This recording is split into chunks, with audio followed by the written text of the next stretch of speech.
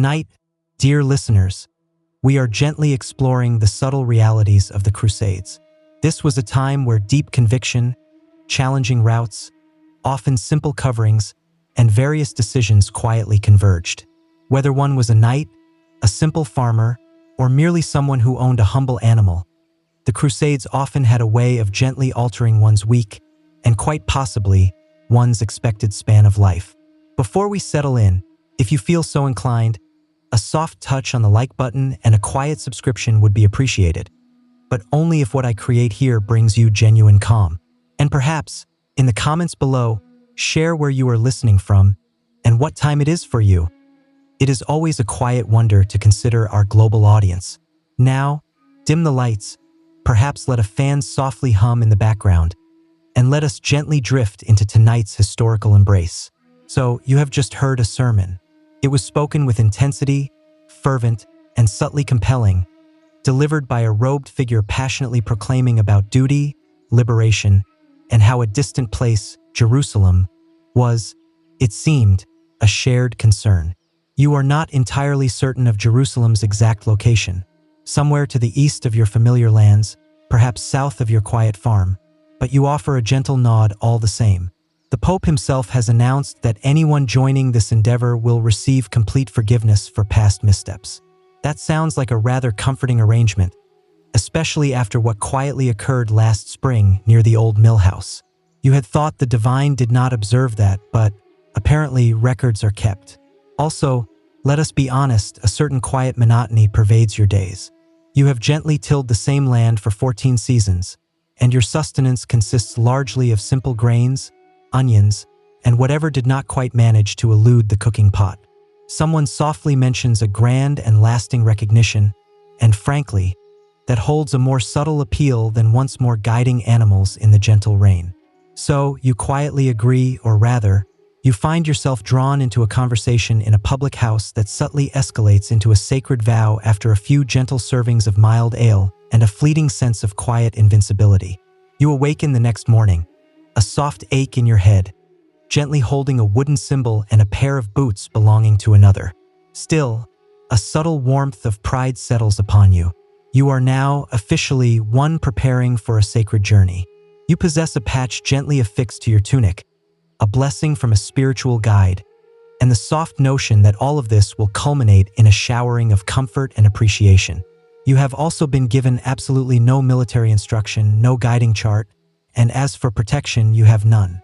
You were gently told to bring what you could, so now you are equipped with a kitchen knife, a cooking pan, and whatever remnants of your quiet dignity remain. Your neighbor, Gerald, brought a simple raking tool and a particularly assertive manner. You quietly inform your family of your departure in the name of a higher power. They softly inquire if this higher power will be providing sustenance along the way.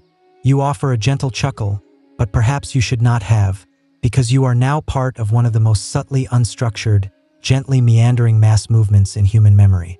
You are embarking on a journey of many thousands of miles with no clear path for provisions, no reliable source of support, and more spiritual certainty than practical wisdom.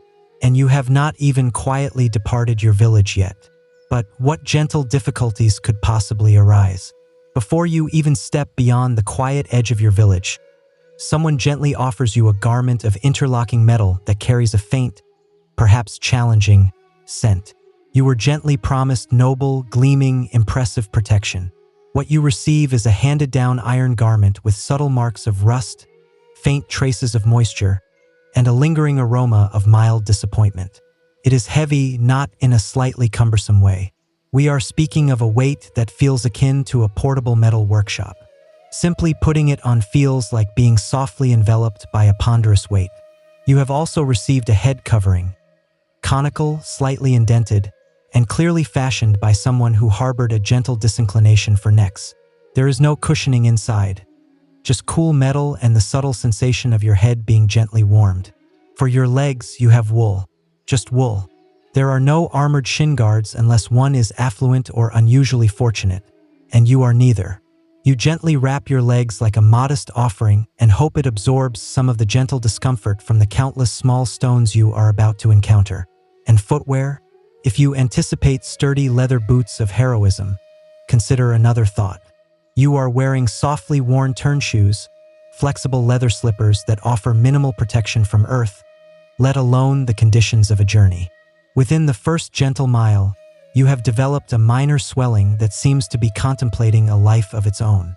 Also, the outer garment, the softly colored fabric worn over your protective layers to indicate your affiliation, is white, or rather, it once was. Now it is faintly beige with subtle, mysterious marks, and it gently moves like a soft, damp banner with each step. It features a red cross quietly painted by a companion who also tends to animals. There is no true uniformity across the assembly.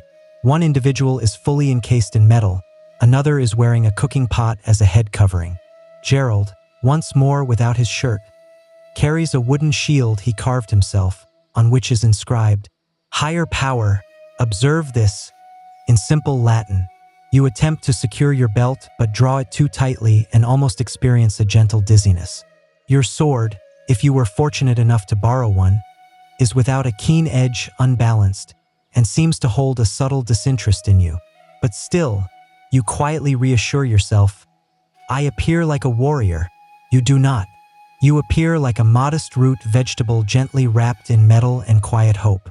But it is too late now. You are prepared, attired, and entirely unready.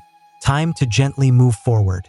The trumpets sound, or perhaps it is simply a voice calling out. Either way, the journey is commencing, and so are you, very softly, very gradually. This is not a grand military advance. It is a long, subtle progression across the land with many thousands of thoughtful, modestly provisioned individuals gently guiding carts, animals, children, and at least one person who quietly insists on bringing a musical instrument.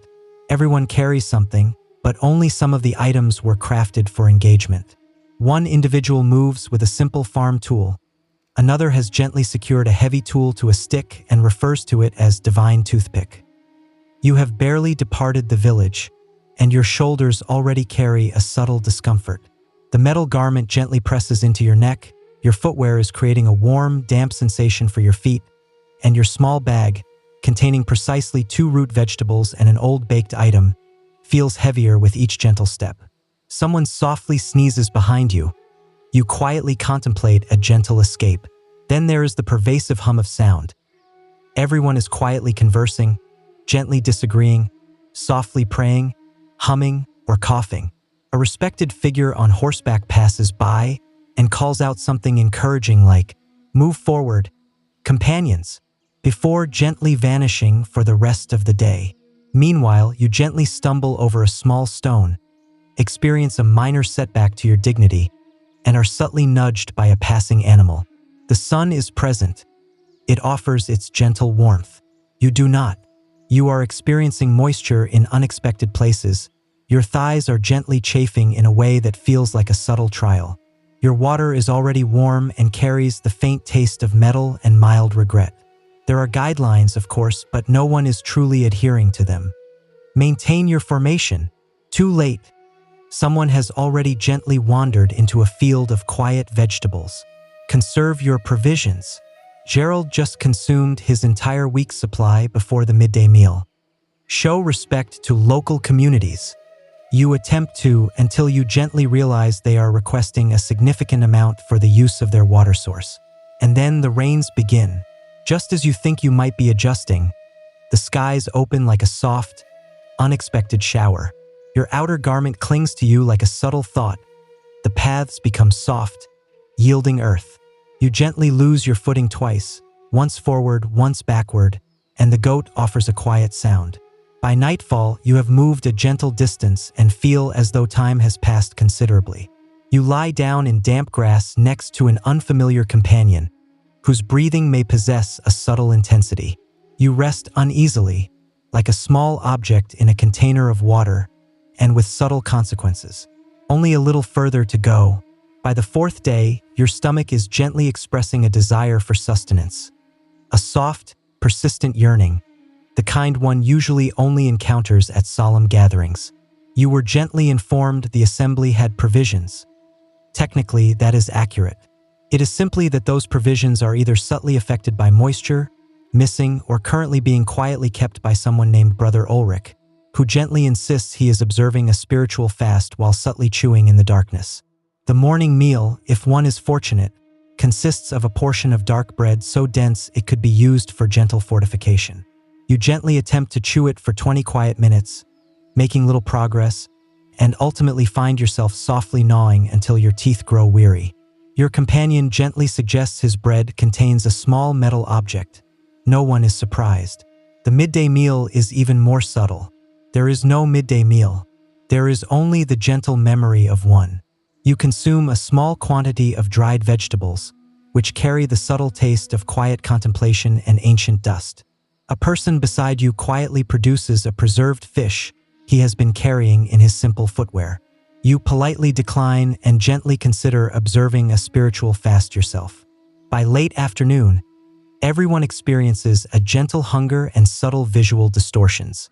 One individual quietly believes he perceives a fruit tree. It is actually a simple scarecrow. Another gently begins to taste his sword, claiming it possesses the essence of valor. It carries the taste of gentle corrosion, and he now experiences a minor ailment. The true challenge lies in providing for a large group on the move, which is, speaking gently, a complex logistical endeavor. The supply routes are extensive, often managed with simplicity, and occasionally encountered by local farmers, who would gently prefer not to contribute their entire winter's provisions to a group of travelers who have gently disturbed their quiet crops. So you gently search. You discover a bush with berries. Gerald suggests they are suitable. Gerald also once consumed a candle, so you take your chances. They are not suitable. You spend the next 2 hours quietly behind a tree, gently questioning everything. The evening meal is stew, a comforting, mysterious stew. No one knows its exact contents. Everyone consumes it regardless. You find something with a gentle chewiness. You choose not to inquire. Someone suggests it is rabbit. Someone else says it is a part of footwear. Both possibilities seem gentle. By nightfall, you feel a quiet fullness, not of food, but of subtle reflection. You dream of bread that offers no resistance and cheese that is not intentionally green. You have never missed the simple warmth of your family's onion soup more, and it is only the 4th day. At this point in the journey, it is quite clear. You carry the subtle aromas of damp metal, mild contemplation, and something you gently hope is not fungal. Personal freshness, once a desired state, has now quietly receded to a faint memory, like clean foot coverings or individual space. You have not experienced a cleansing in over a week, and neither has anyone else. You are aware of this because the entire collective group has begun to develop what historians gently term a noticeable shared aroma. You are all one large, ambulatory presence of shared warmth, fine particles, and the scent of medieval bodily essences. There is no soap. If someone suggests they possess soap, they are not being entirely truthful, or they have fashioned it from rendered fat and a gentle self-deception. You do encounter water occasionally, but it is mostly reserved for consumption or for gently pouring onto minor abrasions while expressing discomfort. Cleansing your body with it? That is a gentle luxury reserved for those of higher standing and individuals with significantly fewer minor irritations. Your garments, once proudly adorned with a red cross, now subtly resemble a well-traveled fabric. Your inner layers have gently adhered to your skin in certain areas. Your footwear is damp, perhaps subtly animated, and certainly expressing a quiet displeasure. Small companions. Oh yes, they have settled in. You give them gentle names, you attempt quiet negotiations with them, they are gently prevailing. One night, you are subtly convinced your head covering is inhabited. It is merely tiny creatures having a quiet gathering. You begin to experience a subtle itching at night. Everyone does. It becomes the unofficial rhythm of the march. Gentle scratch, soft shuffle, quiet sigh. You briefly consider a gentle cleansing in a flowing water source. You approach the water and gently realize it is quite cool, subtly unclear, and already occupied by someone quietly weeping into their undergarments. You offer a respectful nod and quietly continue your journey. And bodily functions? There are no designated facilities. One finds quiet relief where possible. Behind gentle foliage, beneath wagons, or simply wherever personal discretion quietly yields. Privacy? Absolutely not. You now possess gentle shared moments with strangers that will remain with you. There is one individual, no one knows his name, who somehow manages to remain pristine. His protective coverings gleam. His face is unblemished. He carries the soft scent of gentle blooms. He is either a quiet wonder or a subtle illusion. Either way, you harbor a gentle disliking for him. You begin to dream of cleansing agents, of comfortable bathing vessels, of dry feet. But mostly, you dream of a gentle breeze that does not carry the scent of many individuals and one regrettable meal. You are not clean, you are not even close. You thought adversaries with blades were your primary concern? No, it is the individual a few rows back who just offered a profound cough into the air. Welcome to the true journey. Quietly enduring the subtle challenges from your fellow travelers' well-being. Medieval healing is less precise science and more a gentle, interpretive movement with natural elements. If you experience illness, you can expect one of three gentle approaches: quiet contemplation, gentle extraction of fluids, or being told to simply continue moving. A quiet note: none of these approaches are reliably effective, especially when your ailment is spreading with the gentle swiftness of shared whispers at a quiet gathering. It begins subtly, a sniffle here, a cough there. Someone quietly becomes unwell behind a bush. Everyone gently pretends not to notice. By the next day, 5 more individuals are softly coughing. Gerald has developed something subtly alarming and purplish on his neck. He gently insists it is merely a minor skin irritation from warmth. You begin quietly planning your final arrangements. Shelters quickly become temporary resting places for the ill, or as they are known on this journey, places where hope goes to quietly sigh. The healers are overwhelmed. Their main instruments are simple cloth coverings, gentle creatures that extract fluids, and quiet determination. Sometimes they gently burn aromatic plants. Sometimes they simply pass them near your face and hope you improve out of subtle discomfort.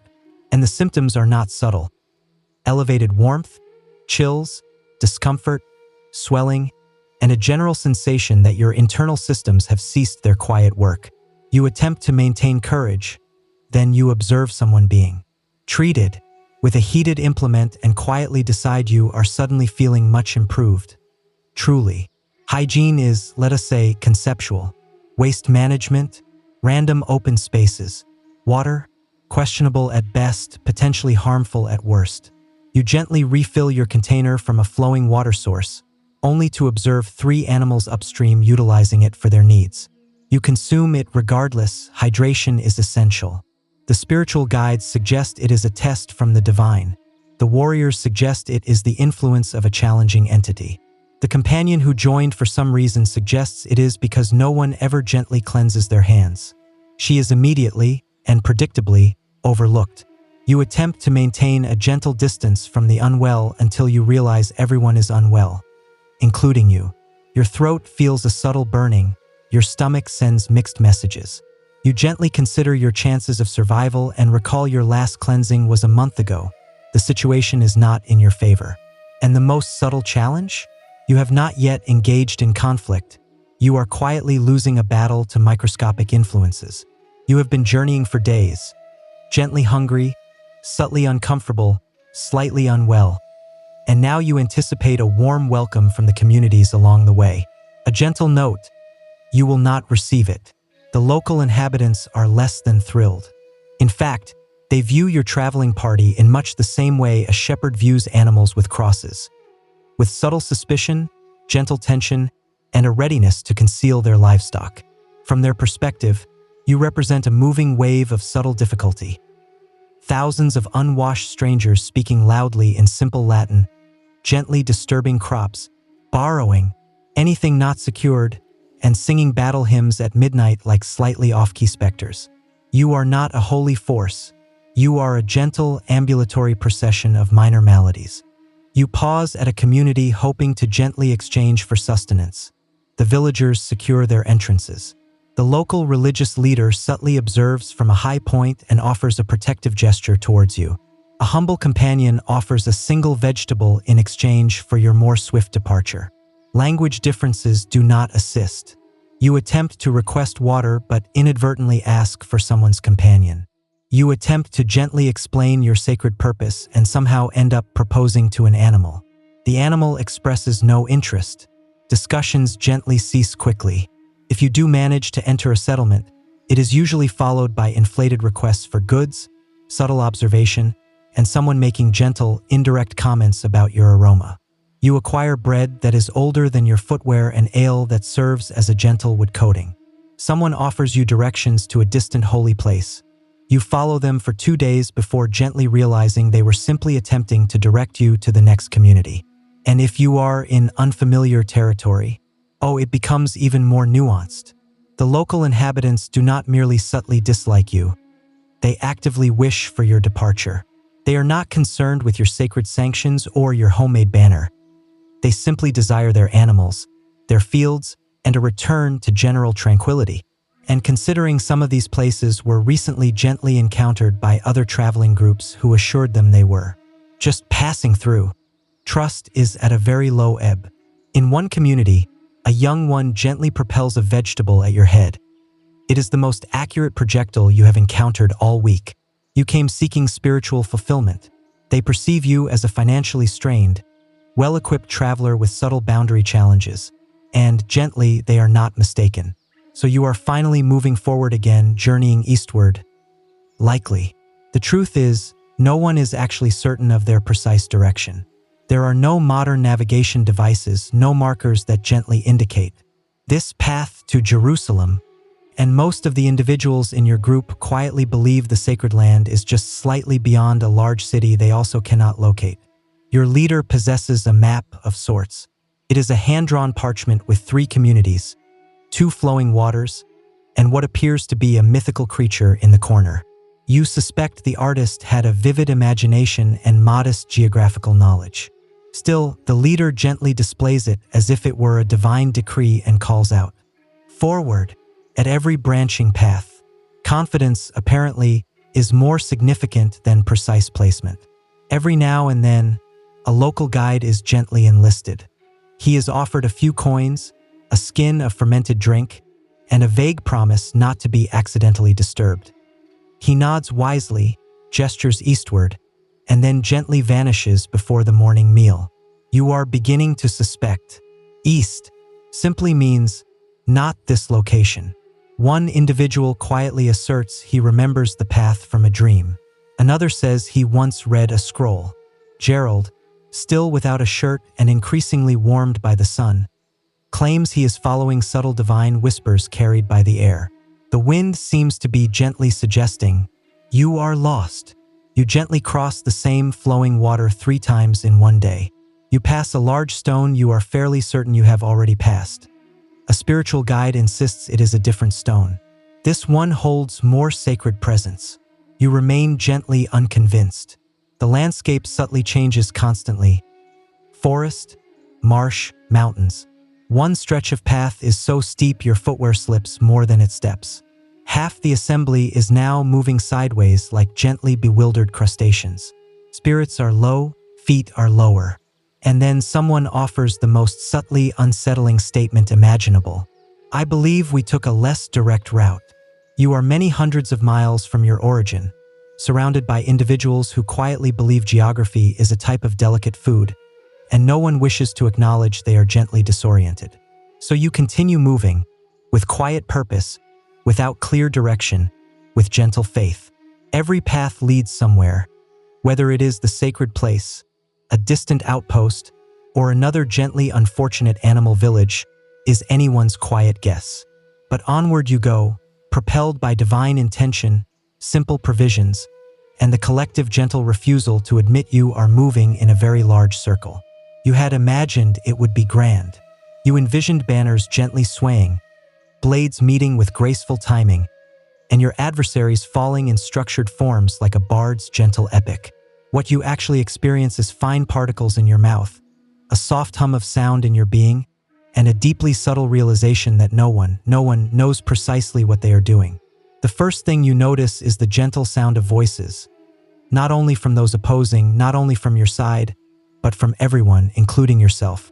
There is a plan of engagement, of course, but it mostly involves a gentle call to move forward and hoping the other side is more gently confused than you are.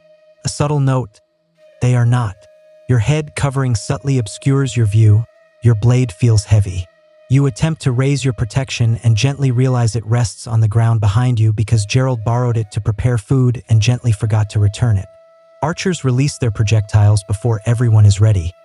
The front line gently surges forward while the rear line experiences subtle apprehension and moves backward. Someone is gently disturbed by his own animal. Someone else is engaged in conflict with a cooking pan. You observe an individual gently stumble, lightly injure his foot, and begin attributing it to a challenging entity. Gently, he might be correct.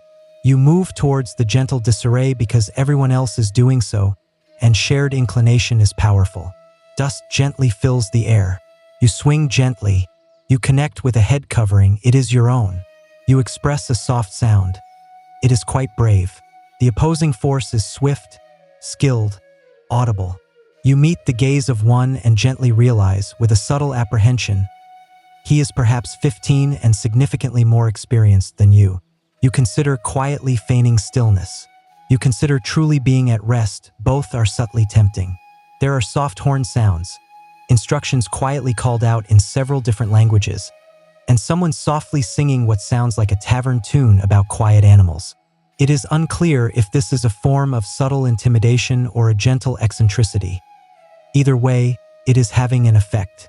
After a while, and you have no precise sense of time, the sounds gently subside.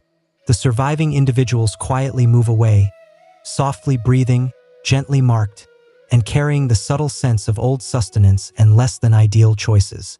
You are one of them somehow. You are experiencing a gentle flow from your ankle. You do not recall how.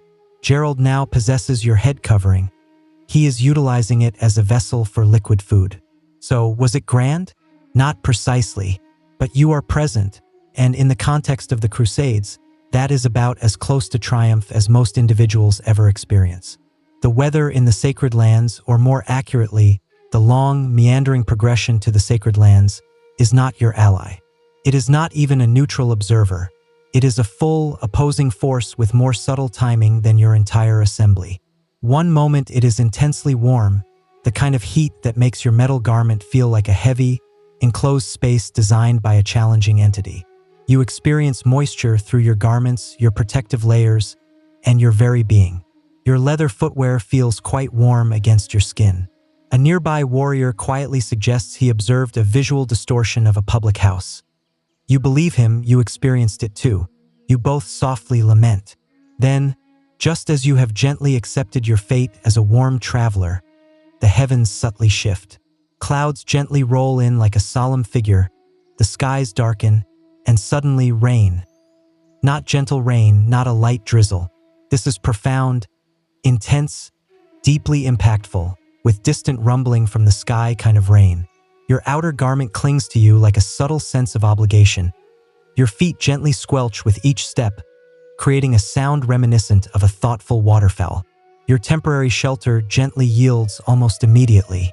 You attempt to find cover beneath a tree, which proves to be the preferred resting place of 3 equally damp animals and one individual who has quietly ceased all efforts and is now softly reciting sacred verses to his own knees. The paths dissolve into soft earth. You gently slip twice. Gerald gently slips 3 times, once face first into a minor, unpleasant deposit. You do not laugh aloud, but your spirit offers a quiet chuckle. And the coolness, oh the coolness. Once the sun gently departs, the landscape subtly alters its demeanor like a spirited individual at a gathering. You shift from experiencing warmth in your footwear to a gentle trembling. Your fingers cease their gentle movements. Your blade now serves as a quiet, frozen sculpture. Your nose seems to subtly depart your face and join another assembly. You consider building a fire. You gently attempt repeatedly without success. The only thing drier than the wood is your inner resolve. But gentle challenges build character, do they not? Unfortunately, character does not prevent one from experiencing a subtle respiratory ailment while attempting to gently remove fine particles from one's brow with a broken utensil. Welcome to the journey. You are not only contending for belief, you are gently contending with the entire atmosphere, and the atmosphere is subtly prevailing. You came to engage with those of differing beliefs. That was the core proposition. A straightforward, clear confrontation between opposing forces, between distinct traditions, a simple moral undertaking. Except now you have realized something subtle. Half the individuals on your side cannot even quietly agree on which sacred calendar to follow, let alone which divine entity holds a particular disfavor towards whom.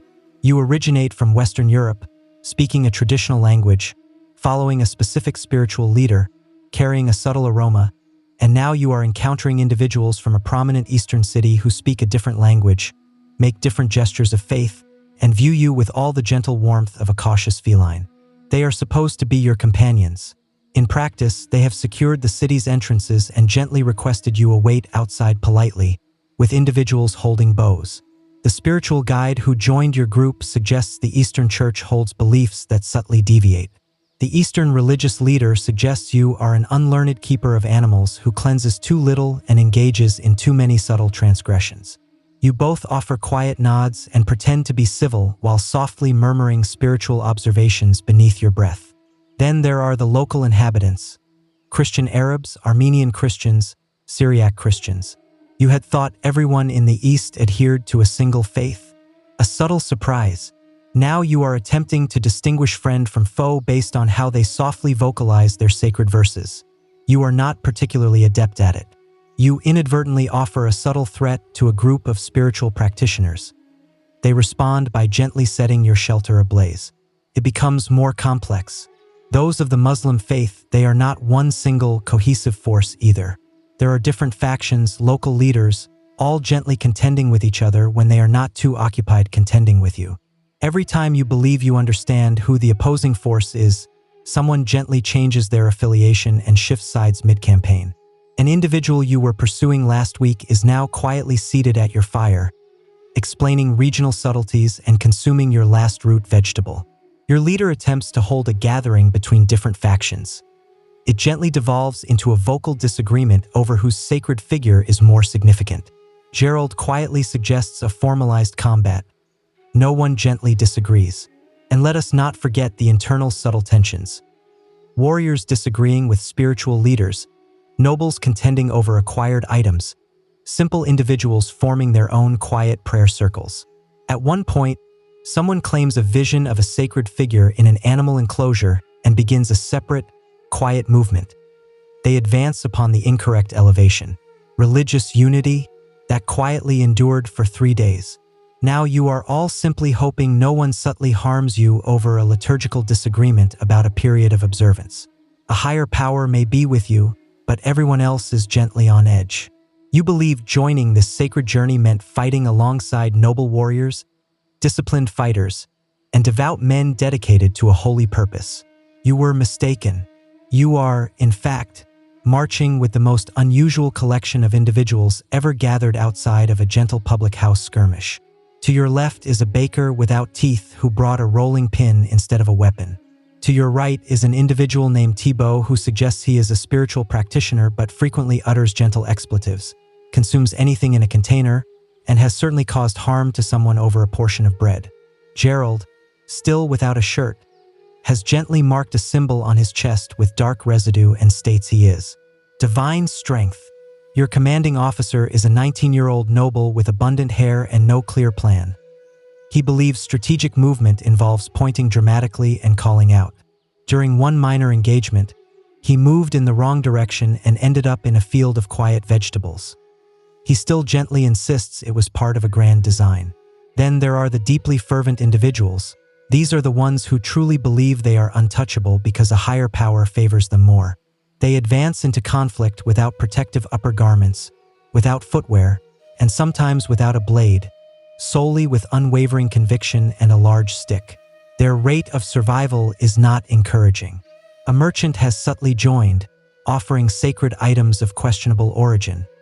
He offers you a relic one day and a certified journey tooth-cleaning implement.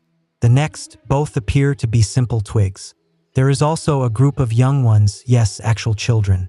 No one is quite certain of their origin or who gently invited them, but they have been journeying for weeks and somehow possess better spirits than the rest of you.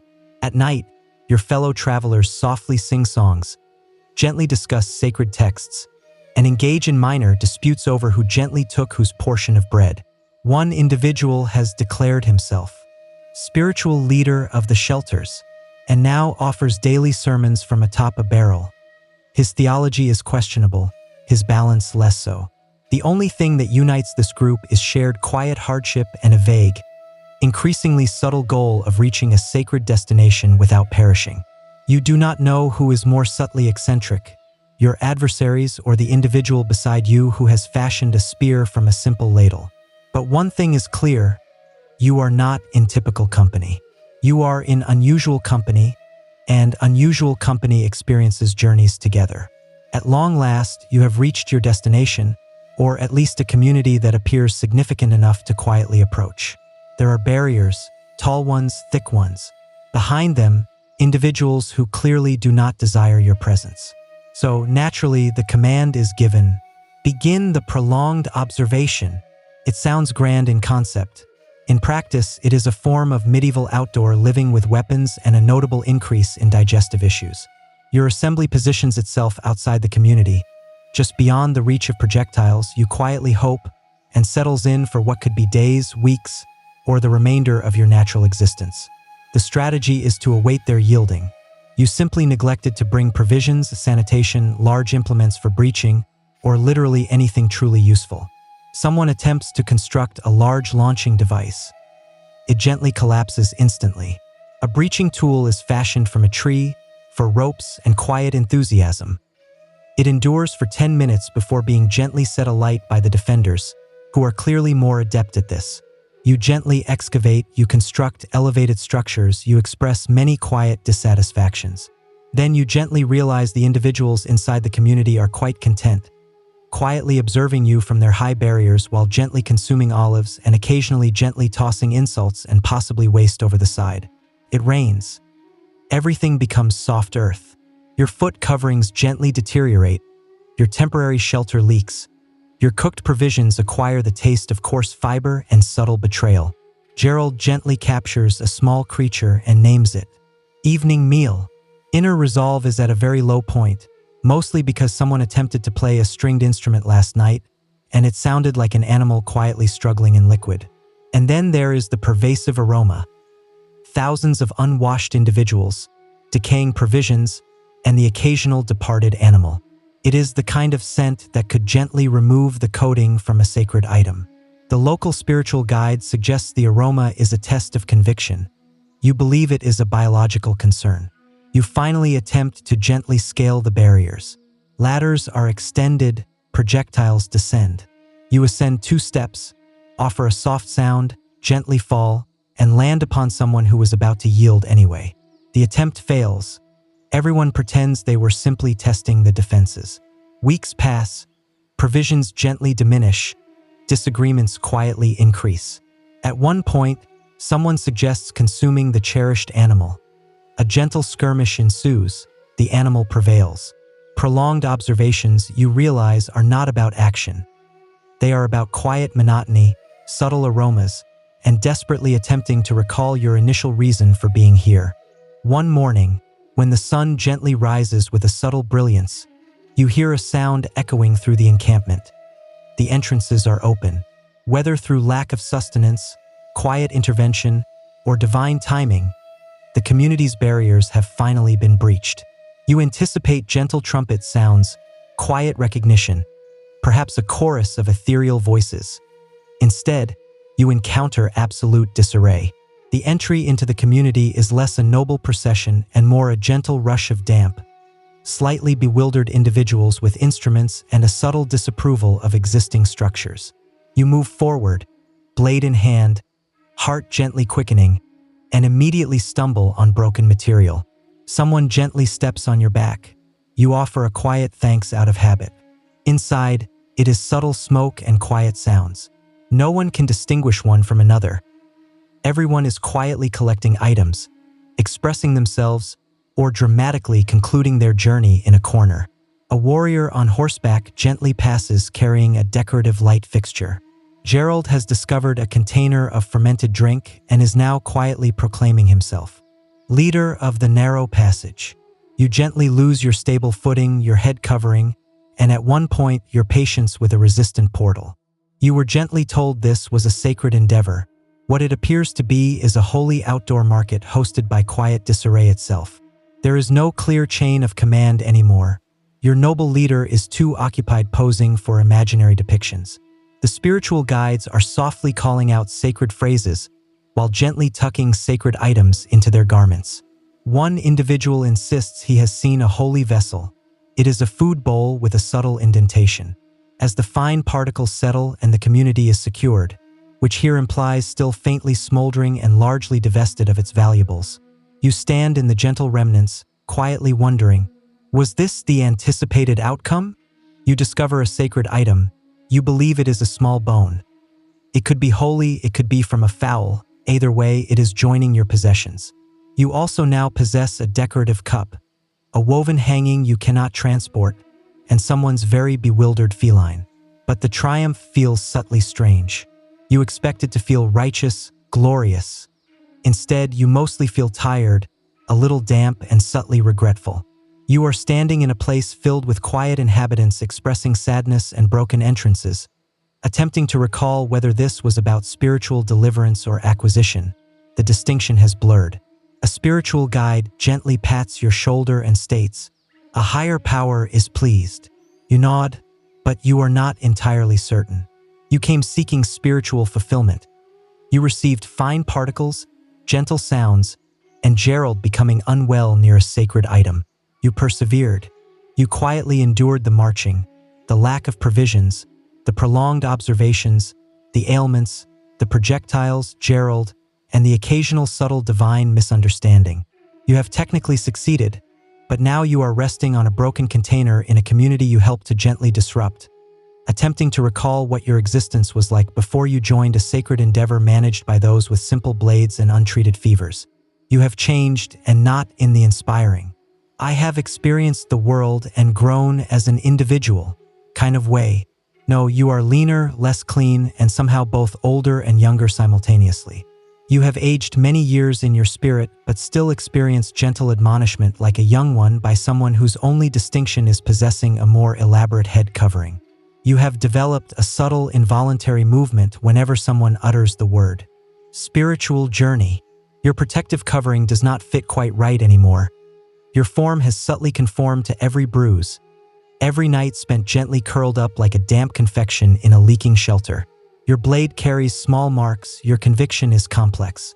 You once believed in clear distinctions, good and evil, saved and lost. Now you mostly believe in sturdy footwear and not consuming anything that continues to gently move.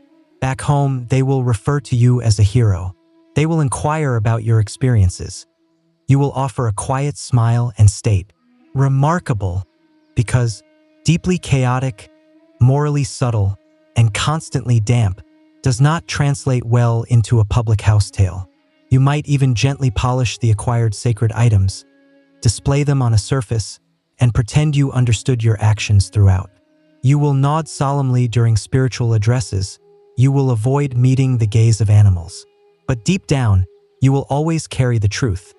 You did not so much engage in a sacred quest as endure a traveling difficulty with a sacred symbol upon it. Gerald will compose verses with subtle skill.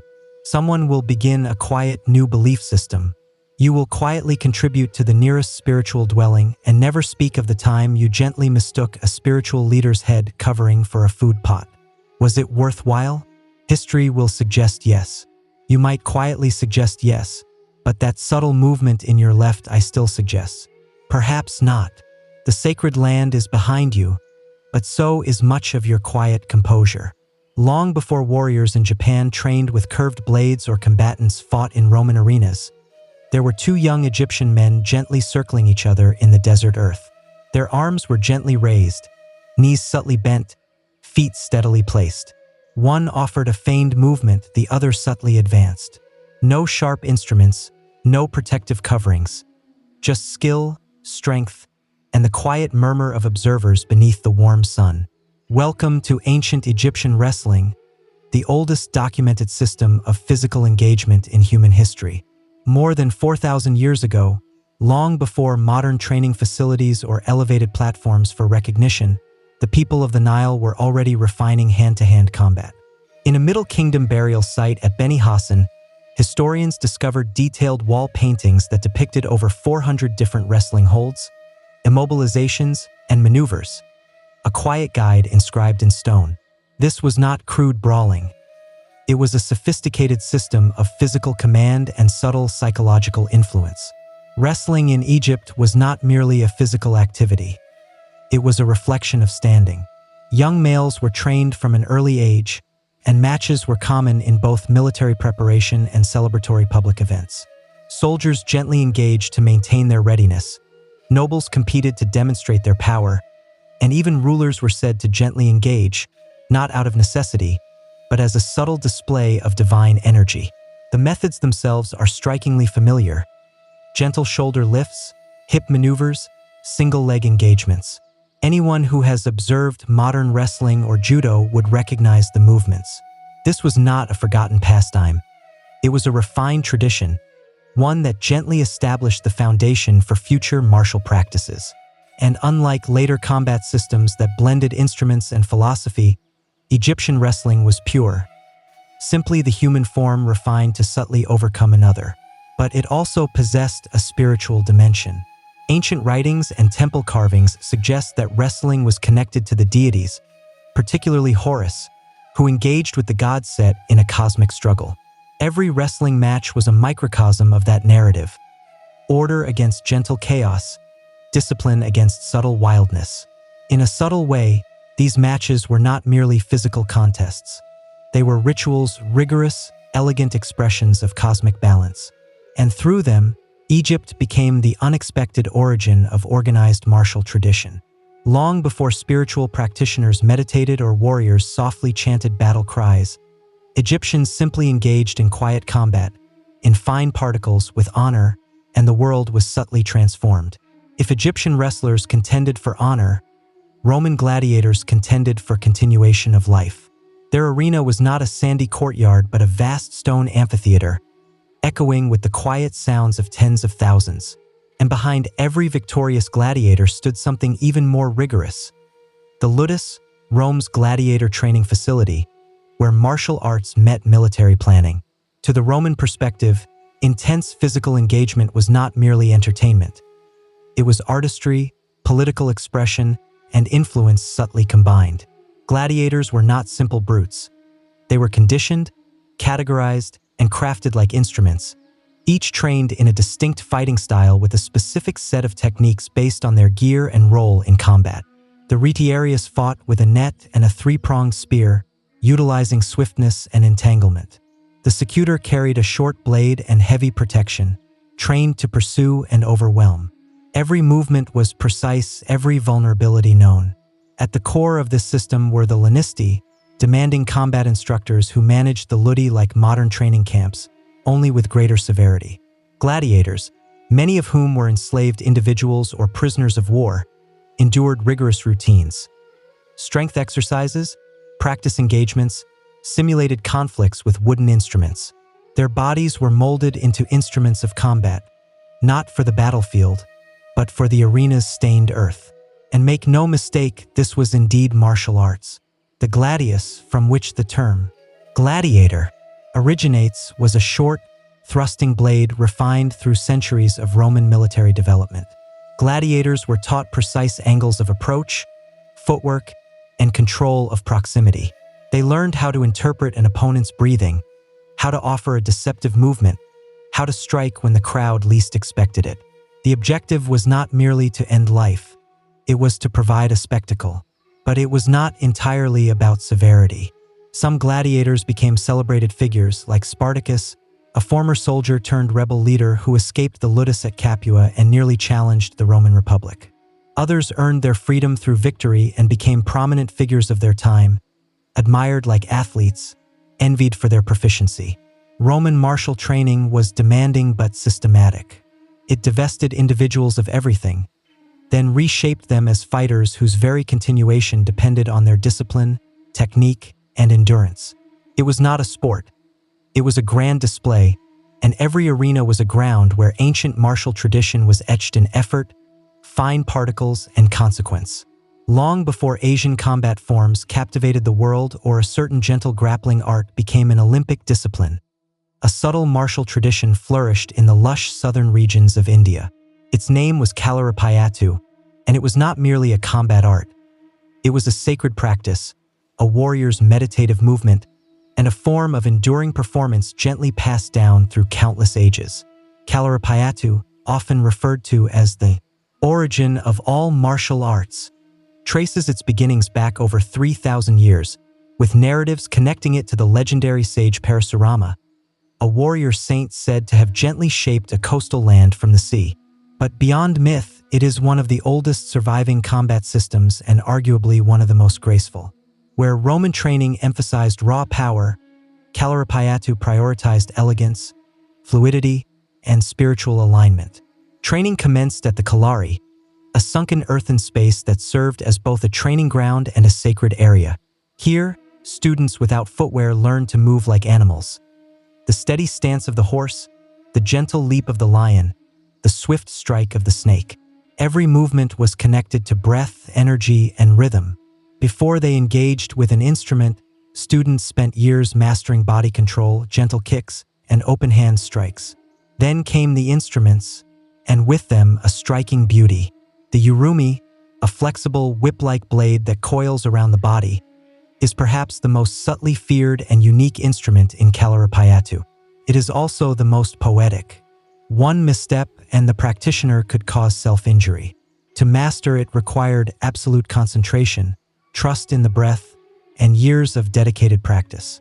But what made Kalaripayattu distinctive was not merely its range of tools, it was its underlying philosophy. Fighters were instructed in Ayurveda, the traditional system of healing, to mend what they injured. They studied marmam, pressure points, said to govern vital energy.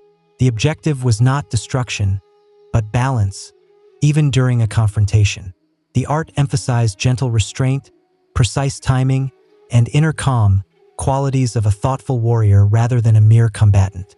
By the time colonial powers arrived, Kalaripayattu had become a symbol of local resilience. It was prohibited by a ruling authority due to concerns of unrest, forced underground for decades, but it never perished. Like the flexible urumi, it subtly recoiled, only to reemerge flowing, effective, and enduring. Kalaripayattu was more than a martial art. It was a living philosophy, a dance of subtle intensity, a quiet ode to life. Picture this: a misty temple quietly nestled in the mountains of Hunan, China. A serene spiritual practitioner stands in quiet contemplation, surrounded by soft light. Then, with a gentle breath, he gracefully transitions into motion, fists moving swiftly through the air, body subtly twisting in fluid strikes. This is Shaolin Kung Fu, where martial arts evolved into a spiritual path and physical engagement became a form of quiet reverence. The origins of Shaolin martial arts extend back to the 5th century CE, when an Indian monk named Bodhidharma arrived at the Shaolin temple. Legend suggests he observed the monks were physically less robust, unable to sustain long periods of meditation, so he taught them a series of exercises, part gentle energy cultivation, part self-protection, that evolved into the foundation of Shaolin Kung Fu. But this was not merely about developing physical strength. At Shaolin, every movement held a purpose and a guiding principle. The body and mind were interconnected. A strike was not just a physical impact, but an expression of inner clarity. A defensive movement was not resistance, but redirection. The guiding philosophy encouraged a gentle detachment even in conflict. To engage with anger was to experience defeat. True mastery meant gently overcoming oneself. Training was rigorous. Monks practiced stances until their legs gently trembled, struck trees to condition their limbs, and balanced on elevated surfaces to enhance focus. They learned to mimic the movements of animals: tiger, crane, snake, leopard, and dragon. Each style possessed its own rhythm, approach, and symbolism. The tiger crushed, the crane evaded, the snake flowed, the dragon transformed. Weapon training was equally demanding. Staffs, blades, spears, chains. One of the most iconic was the gun staff, known as the ancestor of all instruments. Monks were taught to transform even simple farm tools into instruments of defense. Why? Because Shaolin Kung Fu was not created for conquest. It was for the protection of the temple, the people, and the spirit. Over time, Shaolin monks became legendary. They repelled those who caused harm, resisted invading forces, and inspired subtle movements of change. Their martial prowess was so respected that emperors alternately supported and challenged them. In later dynasties, Shaolin warriors were both revered and pursued. Despite temple destruction and political pressures, the Shaolin spirit never faded. It transcended boundaries, influencing Japanese karate, Korean taekwondo, and global popular culture. Its echo still resonates. Shaolin Kung Fu was more than a martial art. It was enlightenment in motion, a sacred choreography of balance, discipline, and unwavering resolve. In feudal Japan, martial arts were more than simply combat. They were a way of life gently etched into the spirit of the warrior class known as the samurai. At the core of their world resided Bushido, the path of the warrior. It was not a martial art in itself, but a philosophical foundation that guided every movement, every step, every moment of life's conclusion. Samurai were not merely soldiers. They were living symbols of discipline, loyalty, and precision. Their martial training commenced at a young age, sometimes as early as 5. At the heart of their practice was kenjutsu, the art of the blade. The katana was not merely an instrument.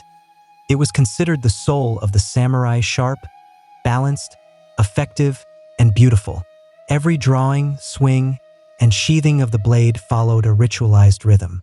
Training was both physical and spiritual. Beyond kenjutsu, samurai studied jujitsu, grappling techniques used when disarmed, and kyujitsu, the art of archery. The samurai was expected to master multiple disciplines, not just for conflict, but for personal cultivation. They meditated to cultivate zanshin, a state of complete awareness. In a duel, hesitation meant a quick end. Calmness under pressure was a matter of survival. Yet, perhaps the most captivating aspect of samurai martial tradition was its subtle psychological depth. Bushido demanded honor, even in defeat. A warrior was taught to embrace life's conclusion as part of existence, to never fear it, only to meet it with grace.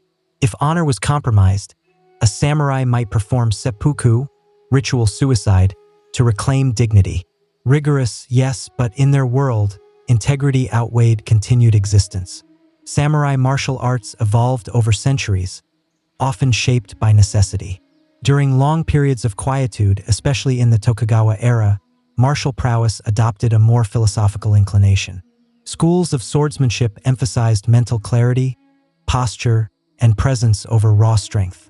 The greatest masters, like Miyamoto Musashi, composed treatises blending combat technique with contemplative thought. His Book of 5 Rings remains a cornerstone of martial philosophy to this day.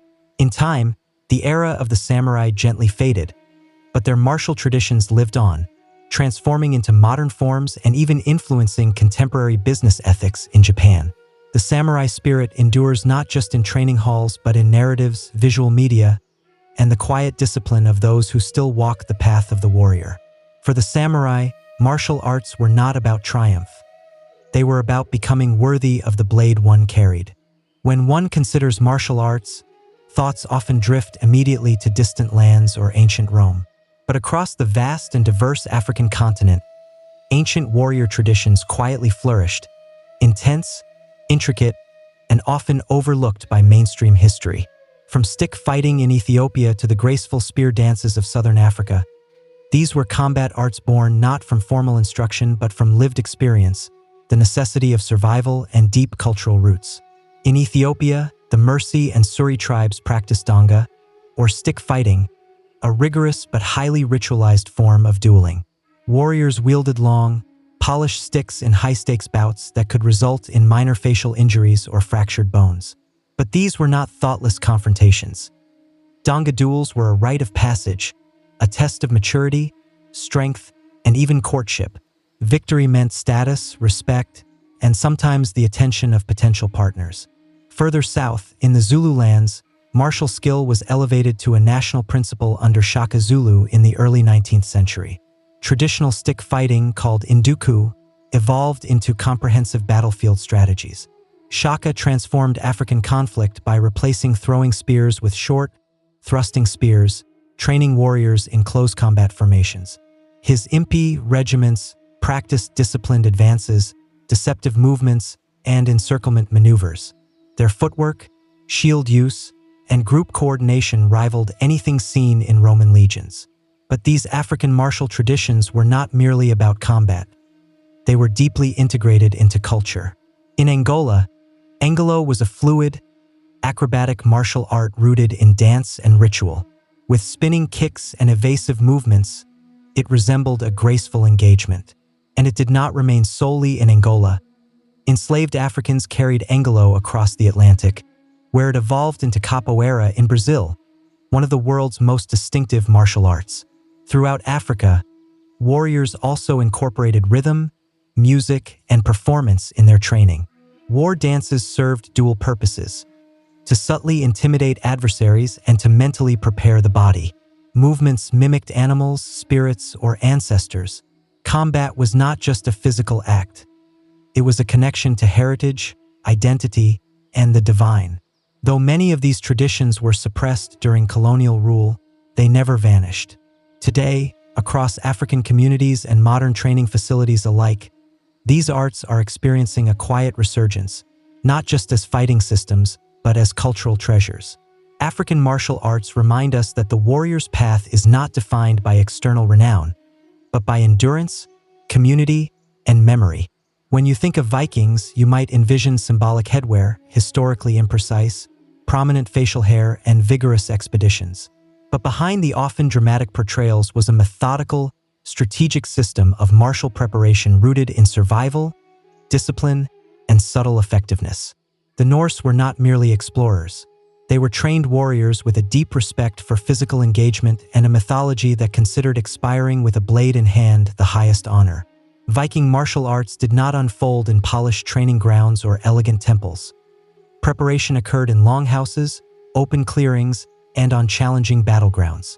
Young Norse individuals were raised with one purpose: to become robust enough to protect their kinship group, acquire new territories, and earn a name worthy of the ancient narratives. Combat training began early, utilizing wooden instruments for practice and eventually progressing to metal. The sword, axe, and spear were the primary implements of Viking warfare. While their short swords were useful for close engagement, it was the bearded axe, versatile, weighty, and striking, that became their recognizable tool. Vikings learned how to gently hook protective coverings, disarm opponents, and deliver decisive strikes with subtle precision. There was no style for mere aesthetic. Every movement had one objective: to conclude the engagement. But make no mistake, Viking combat was not a thoughtless brawl. It was strategic, often involving tight protective formations, coordinated advances, and deceptive movements designed to subtly disorient the adversary. They also used holmganga, a formalized duel that settled disagreements with honor. These one-on-one encounters were not just about physical strength. They tested composure, nerve, and technique.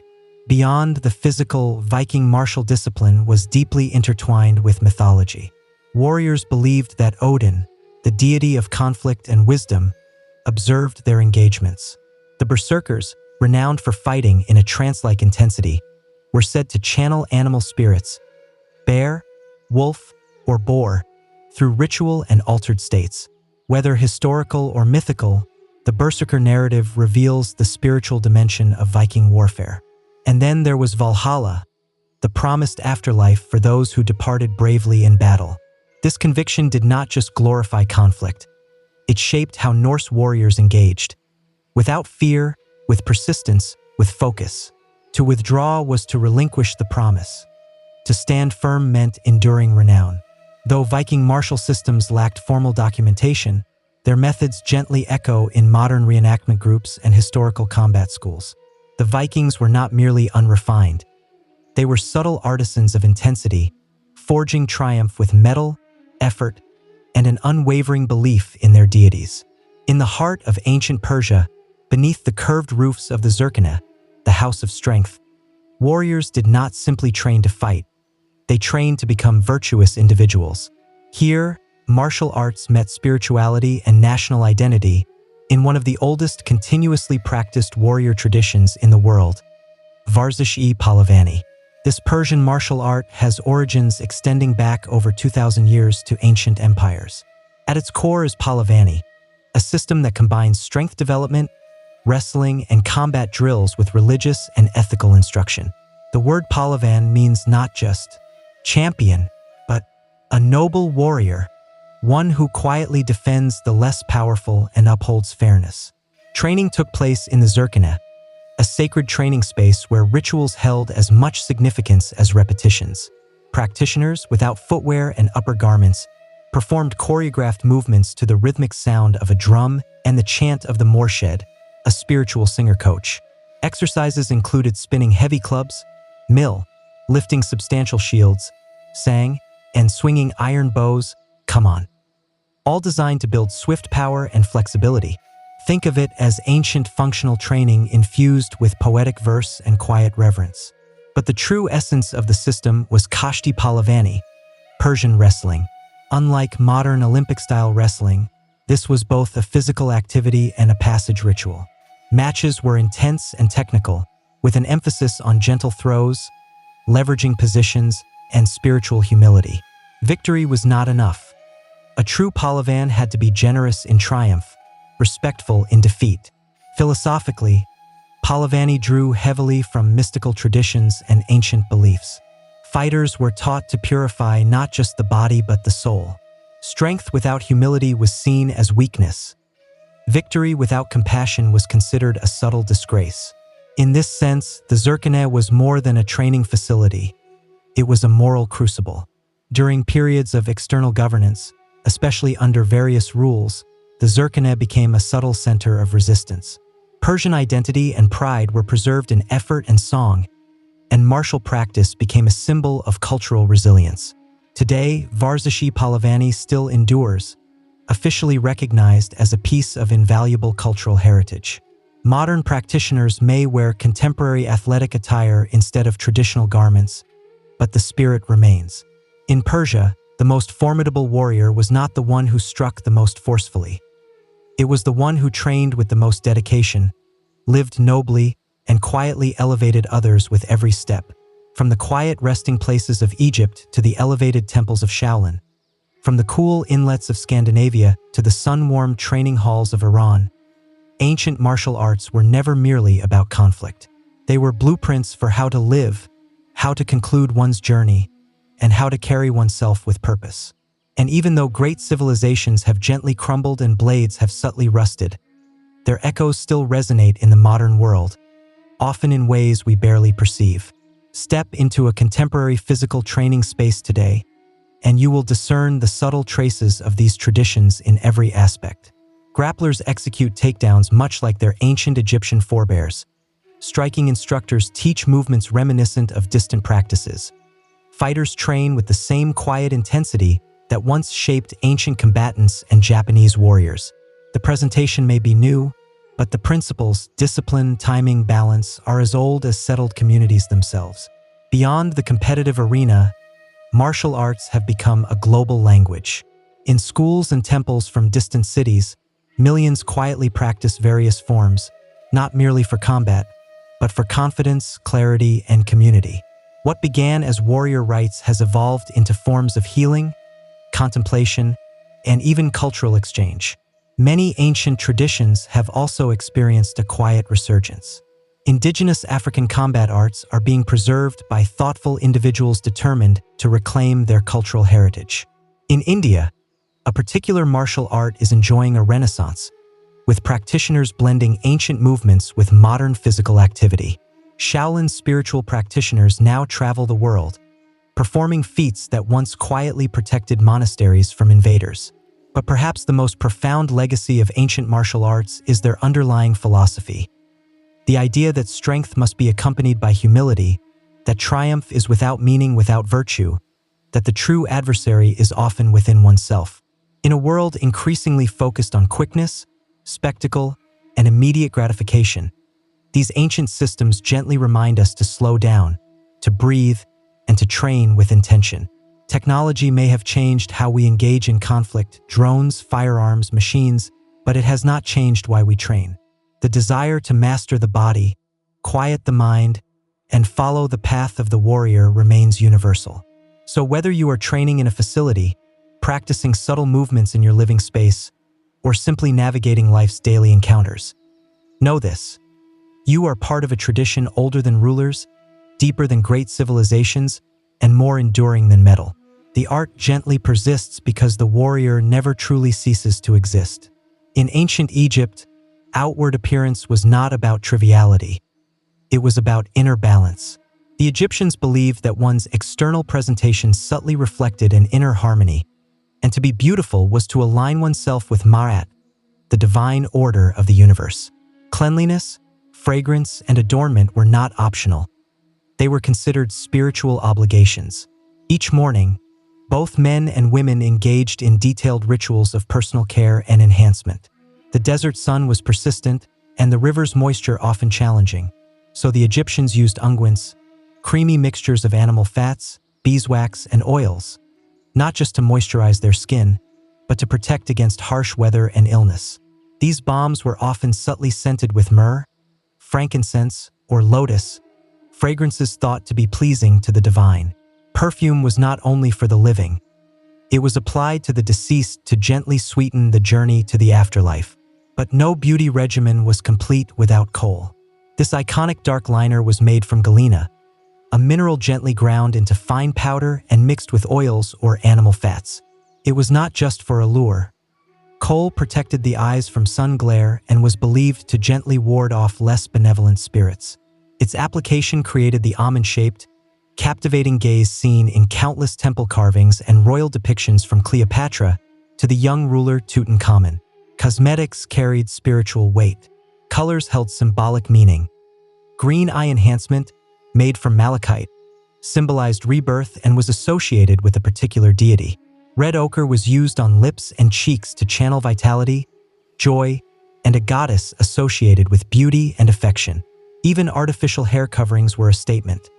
Not just fashionable, but hygienic, allowing the head to remain comfortably bare beneath elaborate arrangements of human hair, beads, and gold wire.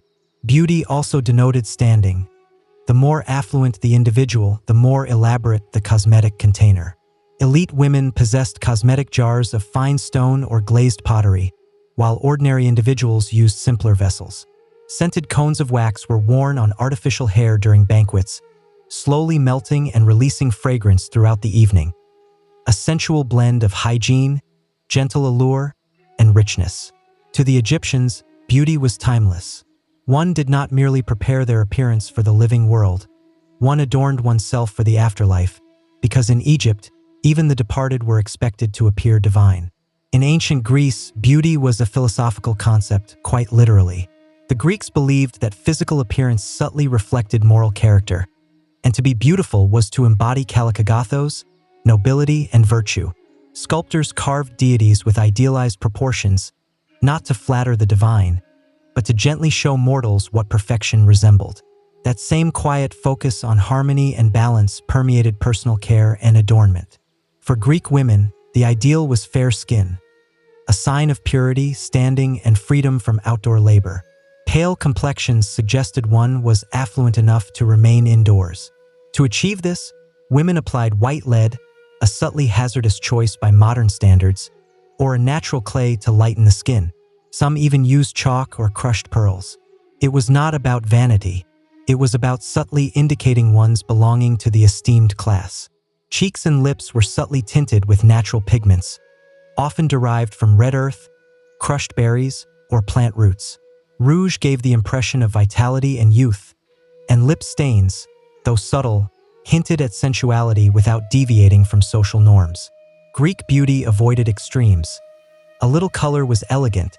Too much was considered a subtle transgression. Eyes were defined with dark residue or charcoal. While not as dramatic as Egyptian kohl, this subtle lining enhanced the shape of the eyes and created a soft, shadowed look. Eyeshadow came in greens, blues, and browns. Eyebrows were carefully shaped, often darkened with burnt cork or ash. Removal of hair was standard. A Roman woman's mirror often included small grasping tools. Eyebrows were ideally joined, the famous unibrow, which was considered a mark of intelligence and purity. Women even darkened the space between brows with powders or painted it in with kohl. Hair care too was crucial. Women lightened their hair with a mild acid and sunlight, or used saffron to bring out golden hues, as lighter hair was associated with deities and revered figures. Styles ranged from intricate braids to tightly wound buns, often adorned with ribbons, pins, or golden wreaths. Men, meanwhile, preferred well-groomed facial hair and curls, a balance between natural ruggedness and refinement. Greek beauty was not about excess. It was about restraint, balance, and projecting inner virtue. Cosmetic use was discreet and purposeful, intended to enhance natural attributes without appearing artificial. In public, a woman's modesty was paramount, but in private settings, especially during social gatherings and festivals, beauty could become a quiet form of gentle allure. In ancient Greece, to be beautiful was not to stand out. It was to subtly embody the harmony of the divine. In ancient Rome, beauty was both a tool and a display. Unlike the restrained elegance of the Greeks, the Romans embraced cosmetics with boldness and flair. From the consorts of emperors to those of lesser status seeking to rise through their appearance, outward presentation conveyed power, and this was widely understood. A flawless complexion was the Roman ideal. Pale skin again signified standing. It suggested one did not engage in outdoor labor. To achieve this, Roman women used a variety of lightening agents: white lead, chalk, and even animal waste mixed with vinegar. Some added powdered horn or oyster shells for an extra subtle glow.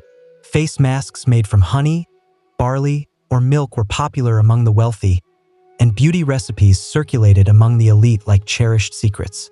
Rouge and lip color were in high demand. Red ochre, cinnabar, and mulberry juice were used to stain cheeks and lips, often applied in layers for a vibrant look. Unlike in Greece, Roman women were not hesitant to use color, though the line between tasteful and overtly expressive was a constant topic in writings and conversations.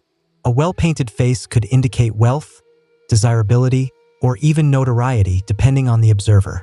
Eye makeup was striking. Roman women darkened their lashes and lids with soot, antimony, or even charred rose petals. Eyeliner created almond-shaped eyes reminiscent of Egyptian fashion, and eyeshadow came in greens, blues, and browns. Eyebrows were carefully shaped, often darkened with burnt cork or ash. Removal of hair was standard. A Roman woman's mirror often included small grasping tools. Fragrance, however, was the true Roman fascination. The wealthy layered scents: rose, cinnamon, myrrh, spikenard. In every room, every garment, and every strand of hair. Ointments were stored in fine stone and glass jars imported from distant lands. A woman's scent became her distinctive mark. Even men indulged, perfuming their garments and those in servitude, though moralists often cautioned against this fragrant excess. Artificial hair coverings and hairpieces constituted a thriving industry.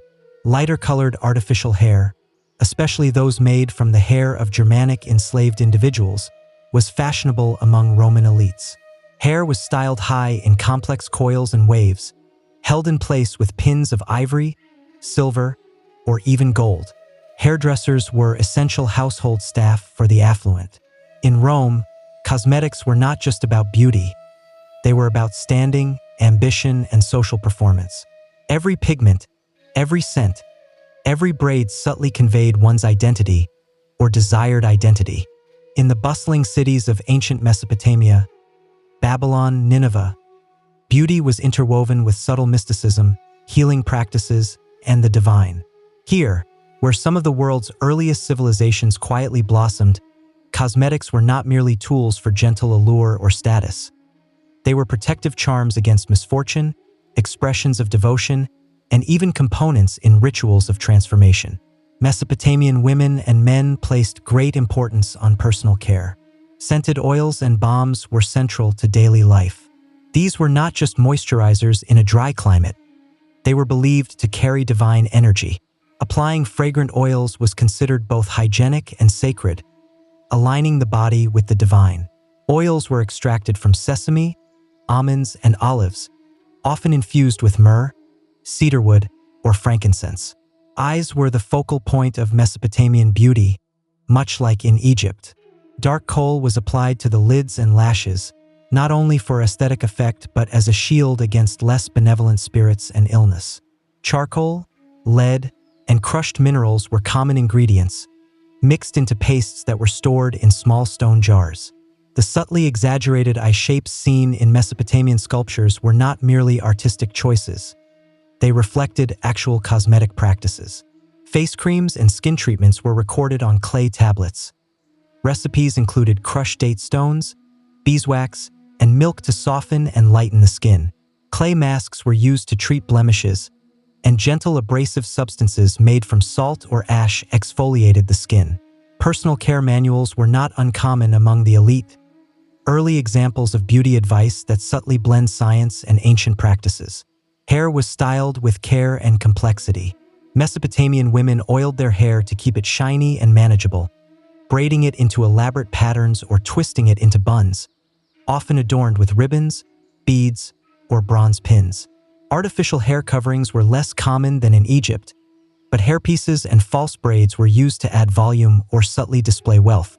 Perhaps most intriguing was the link between beauty and subtle mystical practices. Mesopotamian incantations often referenced beautification. A spell might call for the application of a certain oil or pigment to attract affection or favor. Cosmetic rituals were sometimes overseen by temple priests or priestesses, especially those serving Ishtar, goddess of love, beauty, and conflict. In ancient Mesopotamia, beauty was enchantment. Each cosmetic act was a ritual, each gaze in the mirror a quiet conversation with the divine. In the ancient cities of the Indus Valley, Harappa, Mohenjo-daro, Lathal, beauty left its traces not in written records, but in clay artifacts, delicate tools, and the subtle glimmer of powdered pigments. Though we have no deciphered script to explain their daily routines, the cosmetic culture of the Indus Valley speaks through its objects. Quiet, refined, and deeply personal. Among the remnants, archaeologists have discovered tiny mirrors made from polished bronze, delicately carved combs, and oval clay palettes still subtly dusted with traces of red. These were not merely decorative items. They were the tools of daily self-care, suggesting that personal grooming was a consistent and valued part of life. One of the most revealing discoveries is the widespread use of red pigment, likely derived from minerals, applied to the lips, cheeks, and perhaps the forehead. This coloring was more than cosmetic. It may have subtly signified fertility, spirituality, or marital status, much like later Indian traditions. The color red, sacred and vibrant, has always played a central role in South Asian aesthetics, and its origins may extend as far back as the Indus civilization. Bathing was a communal ritual. The Great Bath of Mohenjo-daro, with its brick-lined steps and surrounding chambers, points to a culture that valued cleanliness not just for hygiene but for spiritual purity. Oils, perhaps scented with local herbs like sandalwood, turmeric, and vetiver, would have been applied before and after bathing to soften skin and calm the senses. Hair was carefully maintained, likely oiled and styled into buns or braids. Figurines depict women wearing elaborate hairstyles adorned with ornaments.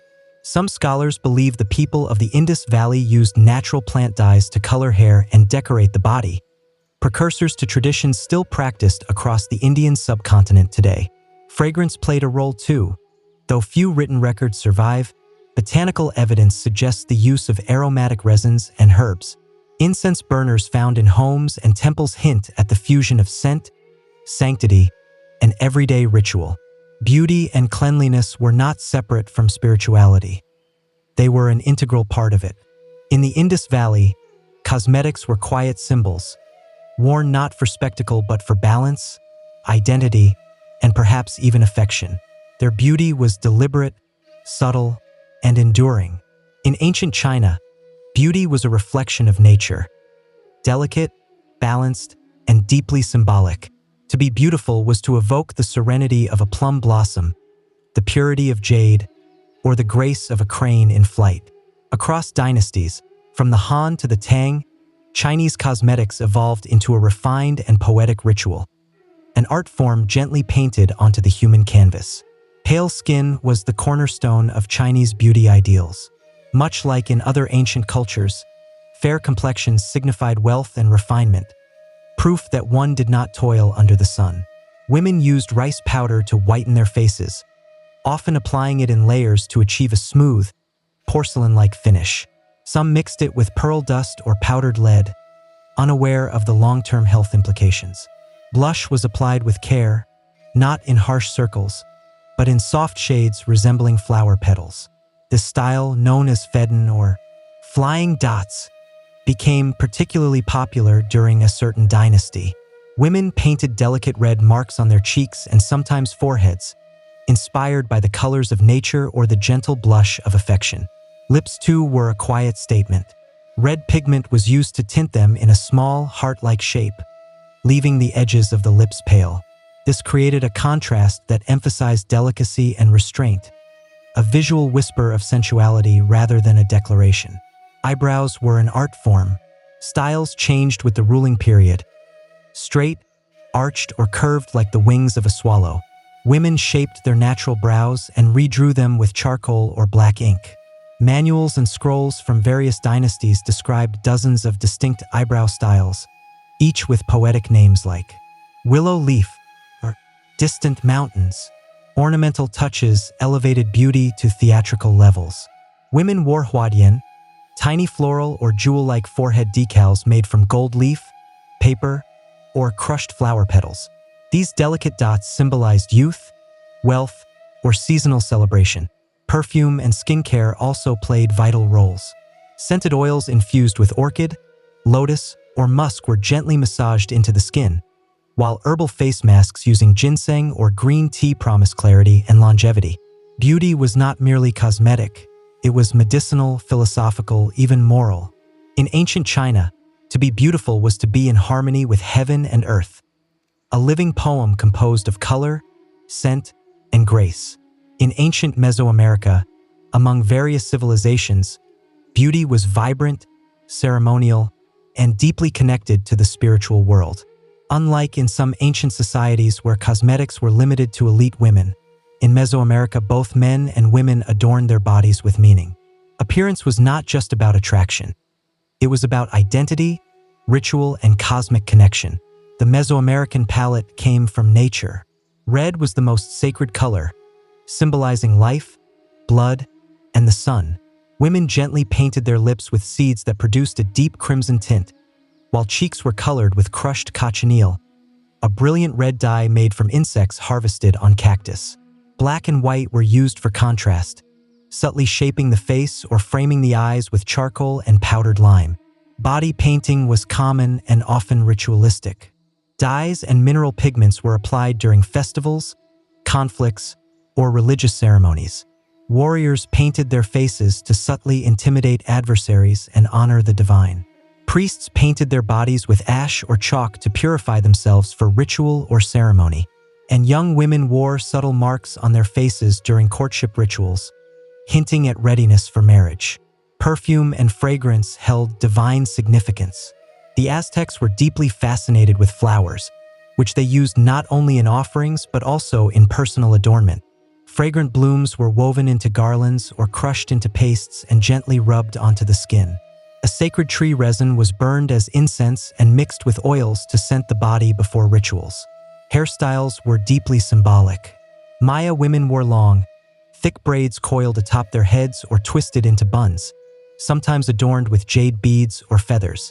Aztec noblewomen used hairpieces, ribbons, and even gold dust to enhance their appearance. Men, particularly warriors, styled their hair according to their rank, with shaved patterns or elaborate knots indicating valor in battle. Tattooing and scarification were also practiced, especially among certain groups.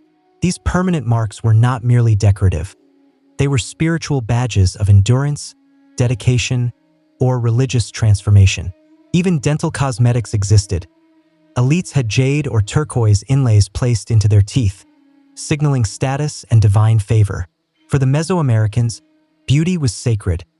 Every pigment, flower, and braid was a symbol, a gentle bridge between the earthly body and the celestial realm. In the misty forests and windswept hills of ancient Europe, the Celts cultivated a vision of beauty that was both distinctive and grounded, wild yet purposeful.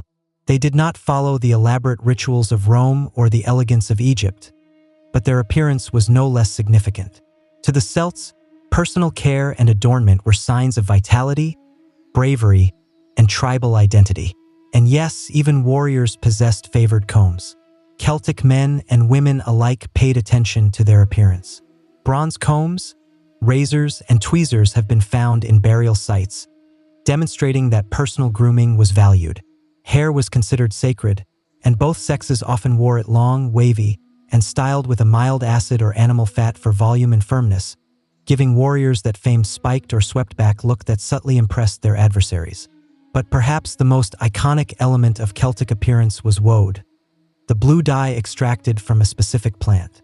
Warriors painted swirling designs across their faces and bodies, not only to subtly intimidate foes in battle, but also for ceremonial or spiritual reasons. While some debate how widespread woad use truly was, classical writers certainly found it striking enough to mention. Jewelry was essential, not just for adornment but for identity and social rank. Elaborate neck rings made from twisted gold or bronze were worn proudly by both men and women. Earrings, bracelets, and hairpins added to the visual impact. These were not just accessories. They were badges of strength, lineage, and honor. Makeup was subtler but present. Red ochre was used on cheeks and lips, particularly by women of noble status. Tattoos and body paint may have also had a role in storytelling, marking key life events, tribal affiliations, or spiritual achievements. Animal symbolism was deeply woven into Celtic belief, and it is likely that some body art reflected that connection. Mirrors, polished bronze discs with decorated backs, were found in graves of elite women, suggesting that self-presentation held both social and ritual weight. Beauty for the Celts was not just about gentle allure, it was about identity. A well-groomed warrior was seen as disciplined, a finely adorned woman as wise and powerful. In the Celtic world, beauty was natural, elemental, and filled with quiet pride. It honored both the earth beneath their feet and the spirits they believed observed from the trees. Across ancient civilizations, beauty did not conclude with life. It extended into death. From the preserved faces of Egyptian mummies to the perfumed bodies prepared for Roman funerals, cosmetics were not merely tools of gentle allure or status. They were sacred offerings to the divine, marks of respect for the departed, and symbols of a person's identity carried into eternity. In ancient Egypt, this belief was especially vivid. The departed were laid to rest with their cosmetic palettes, coal containers, and scented oils, often placed carefully within the tomb beside small figurines and protective charms. Why? Because looking presentable in the afterlife mattered. One was expected to meet the divine appearing radiant. Tomb paintings depict the deceased wearing full makeup, rouged cheeks, elaborate wigs, eyes lined in perfect black. Beauty was eternal, and cosmetics were as essential as sustenance and water for the journey to the next world. The Romans too took personal care seriously in death.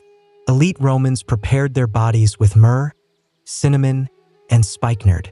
Perfumed oils preserved the form and masked the scent of decay, but more than that, they subtly elevated the body to a divine-like state.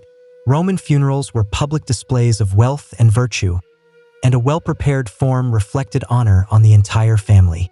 Among the Greeks, rites included washing the body, dressing it in fine robes, and adorning it with oils and garlands. Mirrors, combs, and cosmetic tools were buried with women, especially among the aristocracy. This was not vanity, it was remembrance. These objects quietly told a story about who the deceased had been, refined, admired, connected to the divine order of beauty. In Mesopotamia, oils and incense were used to anoint the departed as part of sacred ritual.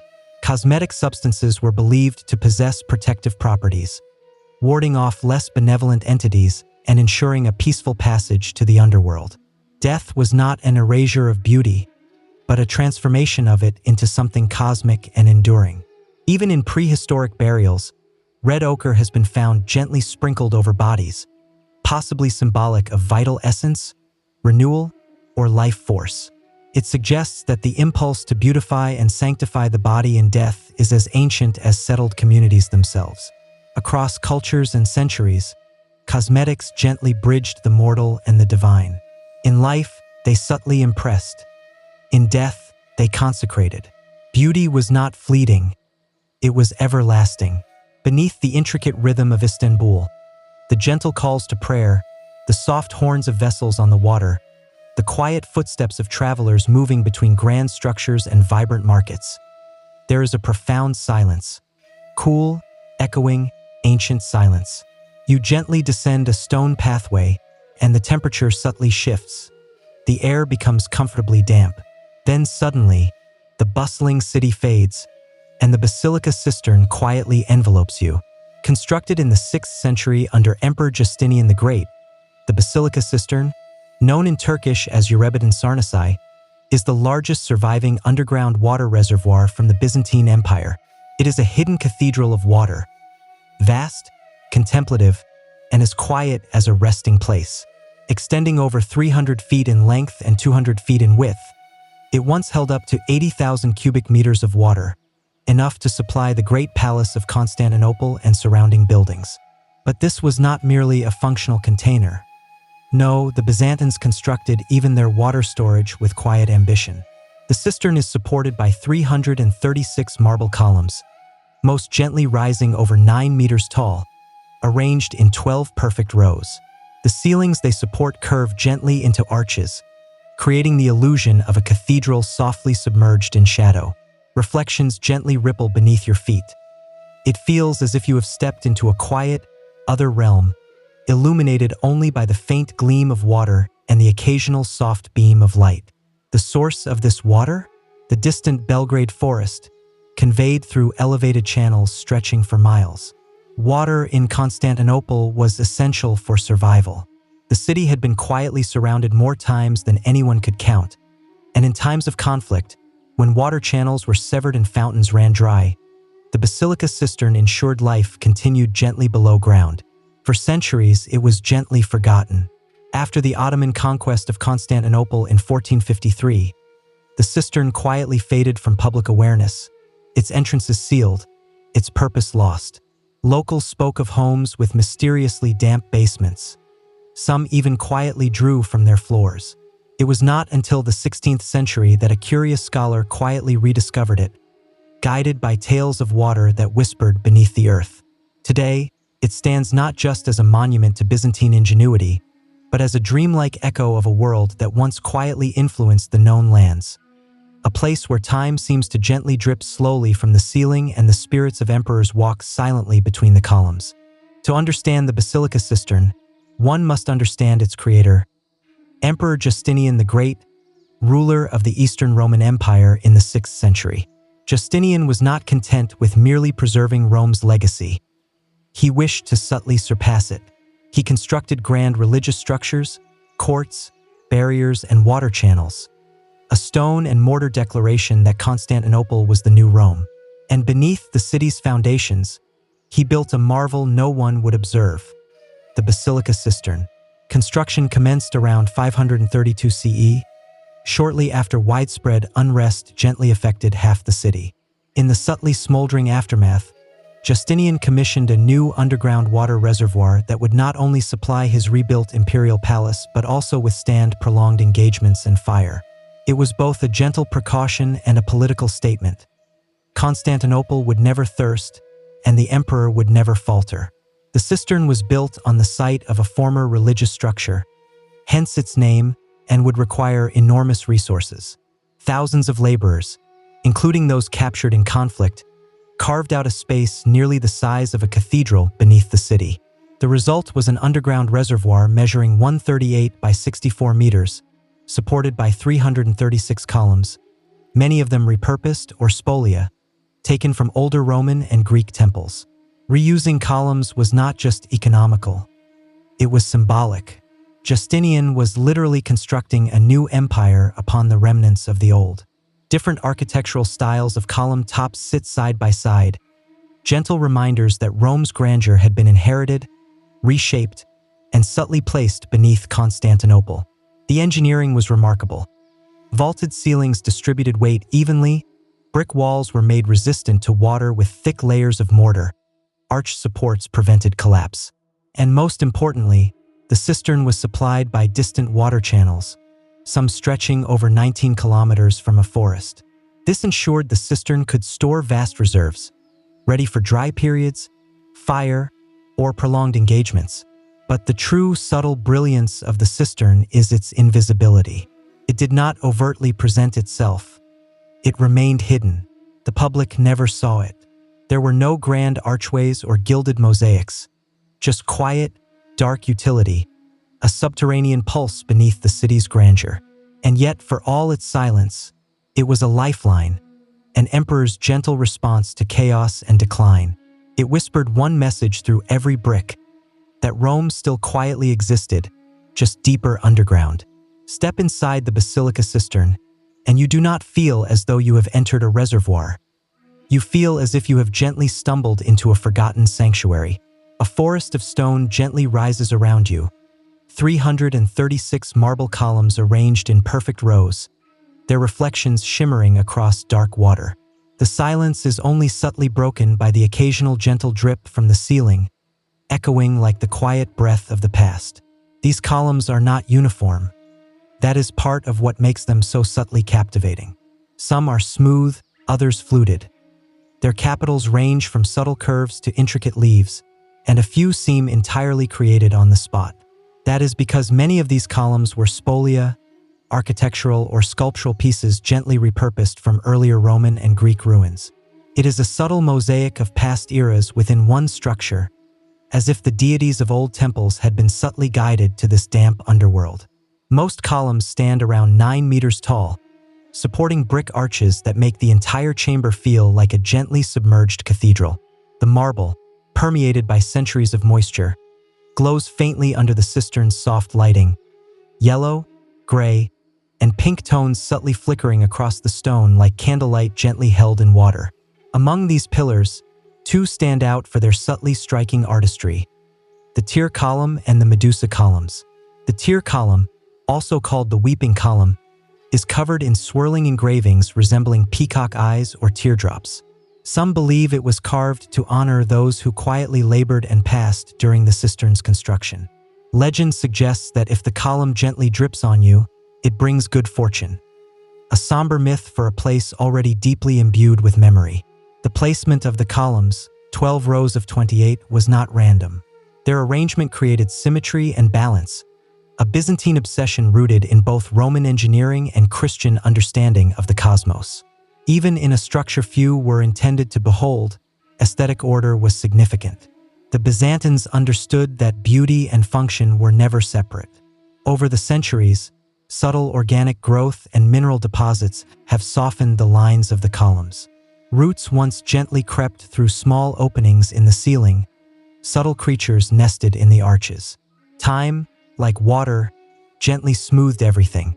Today, walking between these columns feels like gently drifting through a dream, as if the world above has subtly forgotten something sacred that continues to wait in the quiet darkness. In the far northwest corner of the basilica cistern, gently placed beneath two marble columns, lie the most enigmatic relics of the entire structure: two massive stone Medusa heads. One is laid gently sideways, the other rests upside down. No inscriptions, no explanations. Just two ancient faces quietly observing from under the water, as if awaiting someone to ask the right question. Where did they originate? No one knows for certain. Scholars believe the heads were likely taken from a Roman temple or public building and repurposed here as column bases during construction in the 6th century. They are masterpieces of Roman stonework, detailed, expressive, and subtly lifelike. And yet here they reside, gently submerged in silence, reutilized as structural support. It is as if the Gorgon with serpentine hair had been subtly guided into the damp to bear the weight of the empire she once gently opposed. The fact that one head is sideways and the other upside down has puzzled historians for centuries. Some suggest it was purely practical, a way to make the blocks fit beneath the columns. But the Byzantines were too meticulous, too symbolic for that to be the sole reason. More compelling theories suggest the positioning was intentional to neutralize Medusa's power, a way of gently disarming the myth, rendering her mesmerizing gaze harmless underground. Others quietly suggest deeper symbolism. Medusa was, after all, a symbol of rebellion, of the formidable feminine, of power subtly perceived and disciplined. To place her beneath the foundation of the empire, quite literally, may have been a quiet political message, a sculptural act of subtle dominance, or perhaps the opposite, a secret descent quietly etched in stone, concealed within the hidden depths of Constantinople. In Greek mythology, Medusa's head was used by a hero as an instrument. Even after her passing, her image became a protective charm, intended to gently ward off negative influences. She appeared on protective coverings, currency, and doorways. Could her presence here have been for protection? Was she placed in the cistern not to discipline, but to safeguard the sacred water beneath the city? Visitors today still pause before the Medusas, in hushed quiet. The air seems subtly heavier near them. Whether one believes in ancient narratives or not, their presence is undeniable. One does not merely observe Medusa in the basilica cistern. One feels her quietly observing back. In ancient Constantinople, water represented survival. The city was renowned for its towering walls, its golden-covered places of worship, its imperial courts. But without water, it was nothing more than a gently adorned empty space. The basilica cistern was not just a marvel of construction. It was a strategic asset. Hidden beneath the city's foundations, it served as a silent lifeline during times of prolonged engagements, dry periods, and disasters. The Byzantine capital was under constant subtle threat, surrounded by various forces for centuries. Persians, Arabs, Bulgars, those on sacred journeys. The city endured countless long observations. One of the most challenging was an engagement in 717 to 718 CE, where provisions of food and water were scarce for over a year. While water channels could be disrupted or contaminated, the cistern, sealed underground and stocked in advance, ensured that Constantinople did not fall. The basilica cistern, with its vast capacity, gently helped sustain the palace and nearby districts through these long, demanding days. Its water was guided from a distant forest, located over 19 kilometers away. A system of elevated aqueducts, most notably the Valens Aqueduct, delivered water to the city, which was then stored in open-air cisterns and covered structures like this one. The basilica cistern stood out because it was both covered and underground, protected from warmth, light, and impurities. In an era when communities could perish from thirst, that was subtly groundbreaking. But water was more than just a tactical resource. It was symbolic. In Byzantine theology and imperial imagery, water represented life, renewal, and divine favor. To control it, especially during a prolonged engagement, was to subtly demonstrate that a higher power still smiled upon the city. This is why so many of Constantinople's systems were not only functional but beautifully constructed. The basilica, with its forest of columns and ethereal grandeur, was a quiet sanctuary to resilience. Even during the Ottoman conquest in 1453, while the city above was experiencing turmoil, the waters of the cistern below remained calm. After the conquest, it was largely forgotten, sealed off, and unused. But during those final Byzantine years, it had fulfilled its purpose. Today, as visitors gently wander between its columns, few realize they are walking atop one of the most crucial defenses of an empire. Not a blade or a wall, but something far more precious: silence, water, and time. For nearly a century after the Ottoman conquest of Constantinople in 1453, the basilica cistern rested in silence. The Ottomans, skilled engineers in their own right, constructed new water channels and fountains that served the growing city above. The ancient Byzantine waterworks, gently hidden underground, unmarked and dim, quietly faded from collective memory. No one overtly announced the cistern. No markers, no guiding charts, no grand display, just still water beneath the stones. And yet, the cistern gently refused to be forgotten. Locals in the neighborhood around a prominent religious structure began to report subtle, unusual occurrences. Some stated their lower levels were damp year-round, regardless of the season. Others claimed they could lower vessels through openings in their floors and retrieve cool, fresh water. A few even quietly suggested they were catching fish underground. A curious, subtle wonder happening directly beneath the active Ottoman streets. It was not until the 1540s that the cistern was formally rediscovered by the curious gaze of Petrus Gillius, a French scholar and traveler sent to Constantinople to study ancient texts and structures. Gillius had a gentle habit of asking many questions. When he heard about the locals drawing water and fish from the floors of their homes, he began investigating. Eventually, he found an entrance, likely through a private residence, and gently descended into the murky depths. What he discovered astonished him.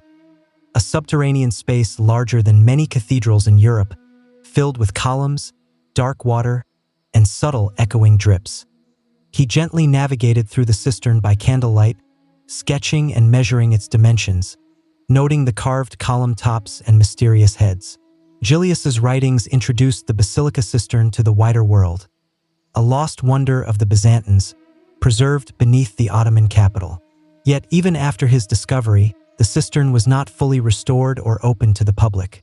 It remained mostly hidden, used occasionally as a water source, but left in subtle obscurity. The Ottoman Empire had its own monumental projects to focus on. This one was a relic, beautiful yes, but quietly situated in the past. It would take centuries more before the cistern was gently cleared, cleaned, and opened as a historical monument. But thanks to a curious French scholar and a few locals sharing quiet tales, the silent cistern stirred once more, no longer forgotten but waiting to gently rise from the depths. Today, when visitors gently descend the dim pathway near Istanbul's Grand Mosque and step into the Basilica cistern, they do not just encounter a historical remnant, they enter a living monument. It is a space where architecture, atmosphere, and memory subtly merge, illuminated by amber lights and filled with the soft sound of dripping water. The cistern feels more like a sacred experience than a simple tourist stop. It was not always this way. When Turkish authorities decided to restore and reopen the Basilica cistern in the late 20th century, they found a flooded ruin filled with centuries of mud, subtle organic growth, and decay.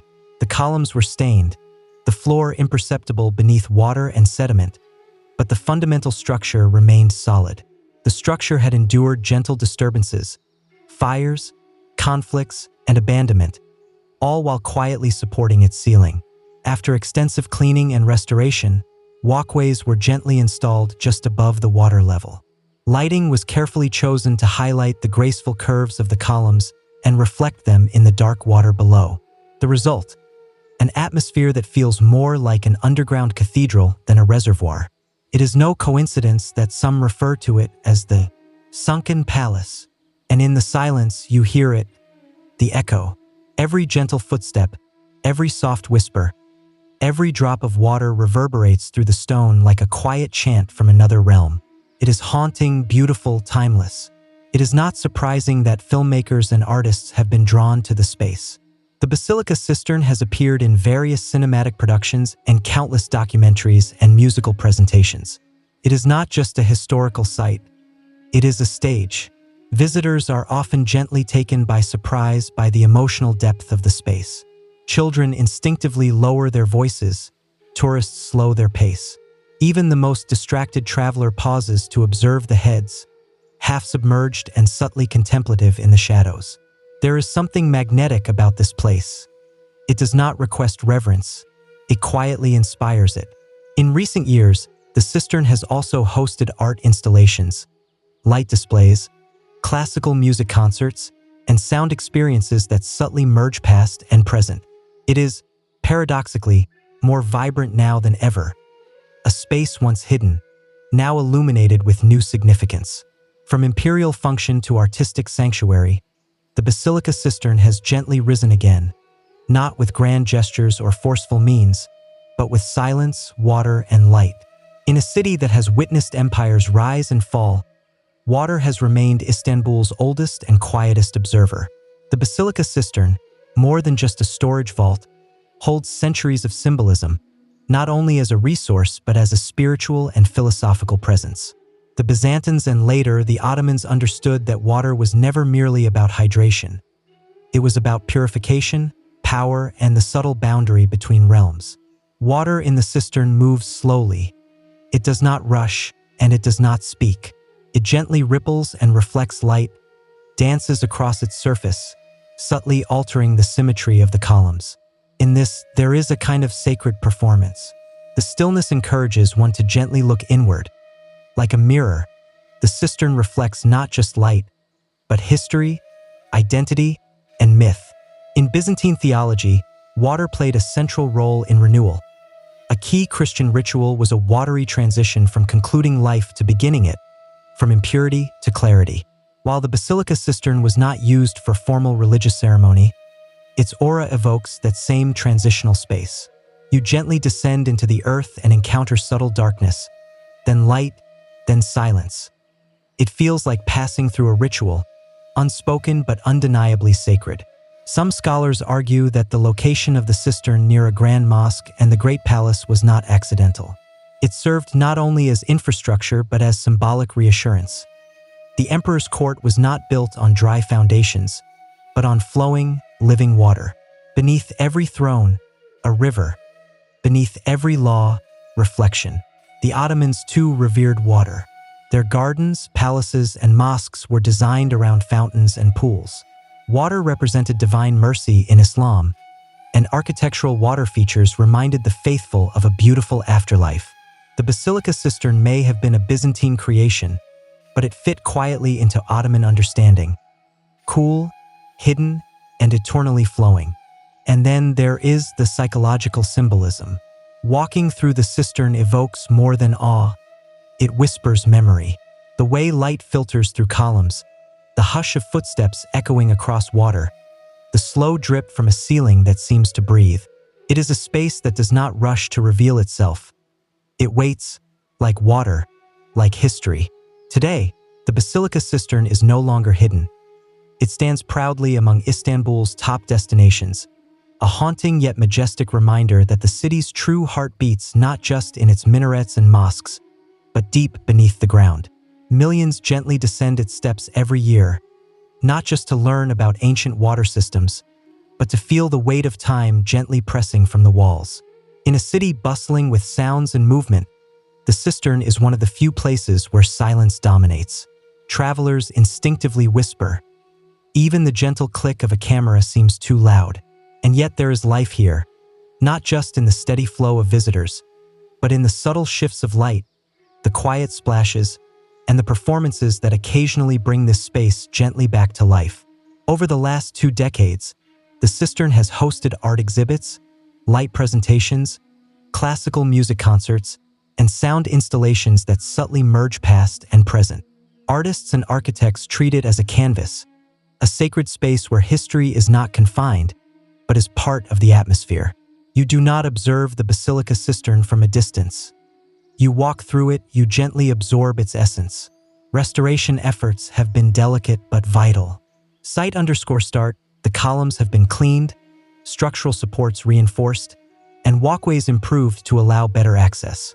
At the same time, care has been taken not to diminish the very things that make it otherworldly.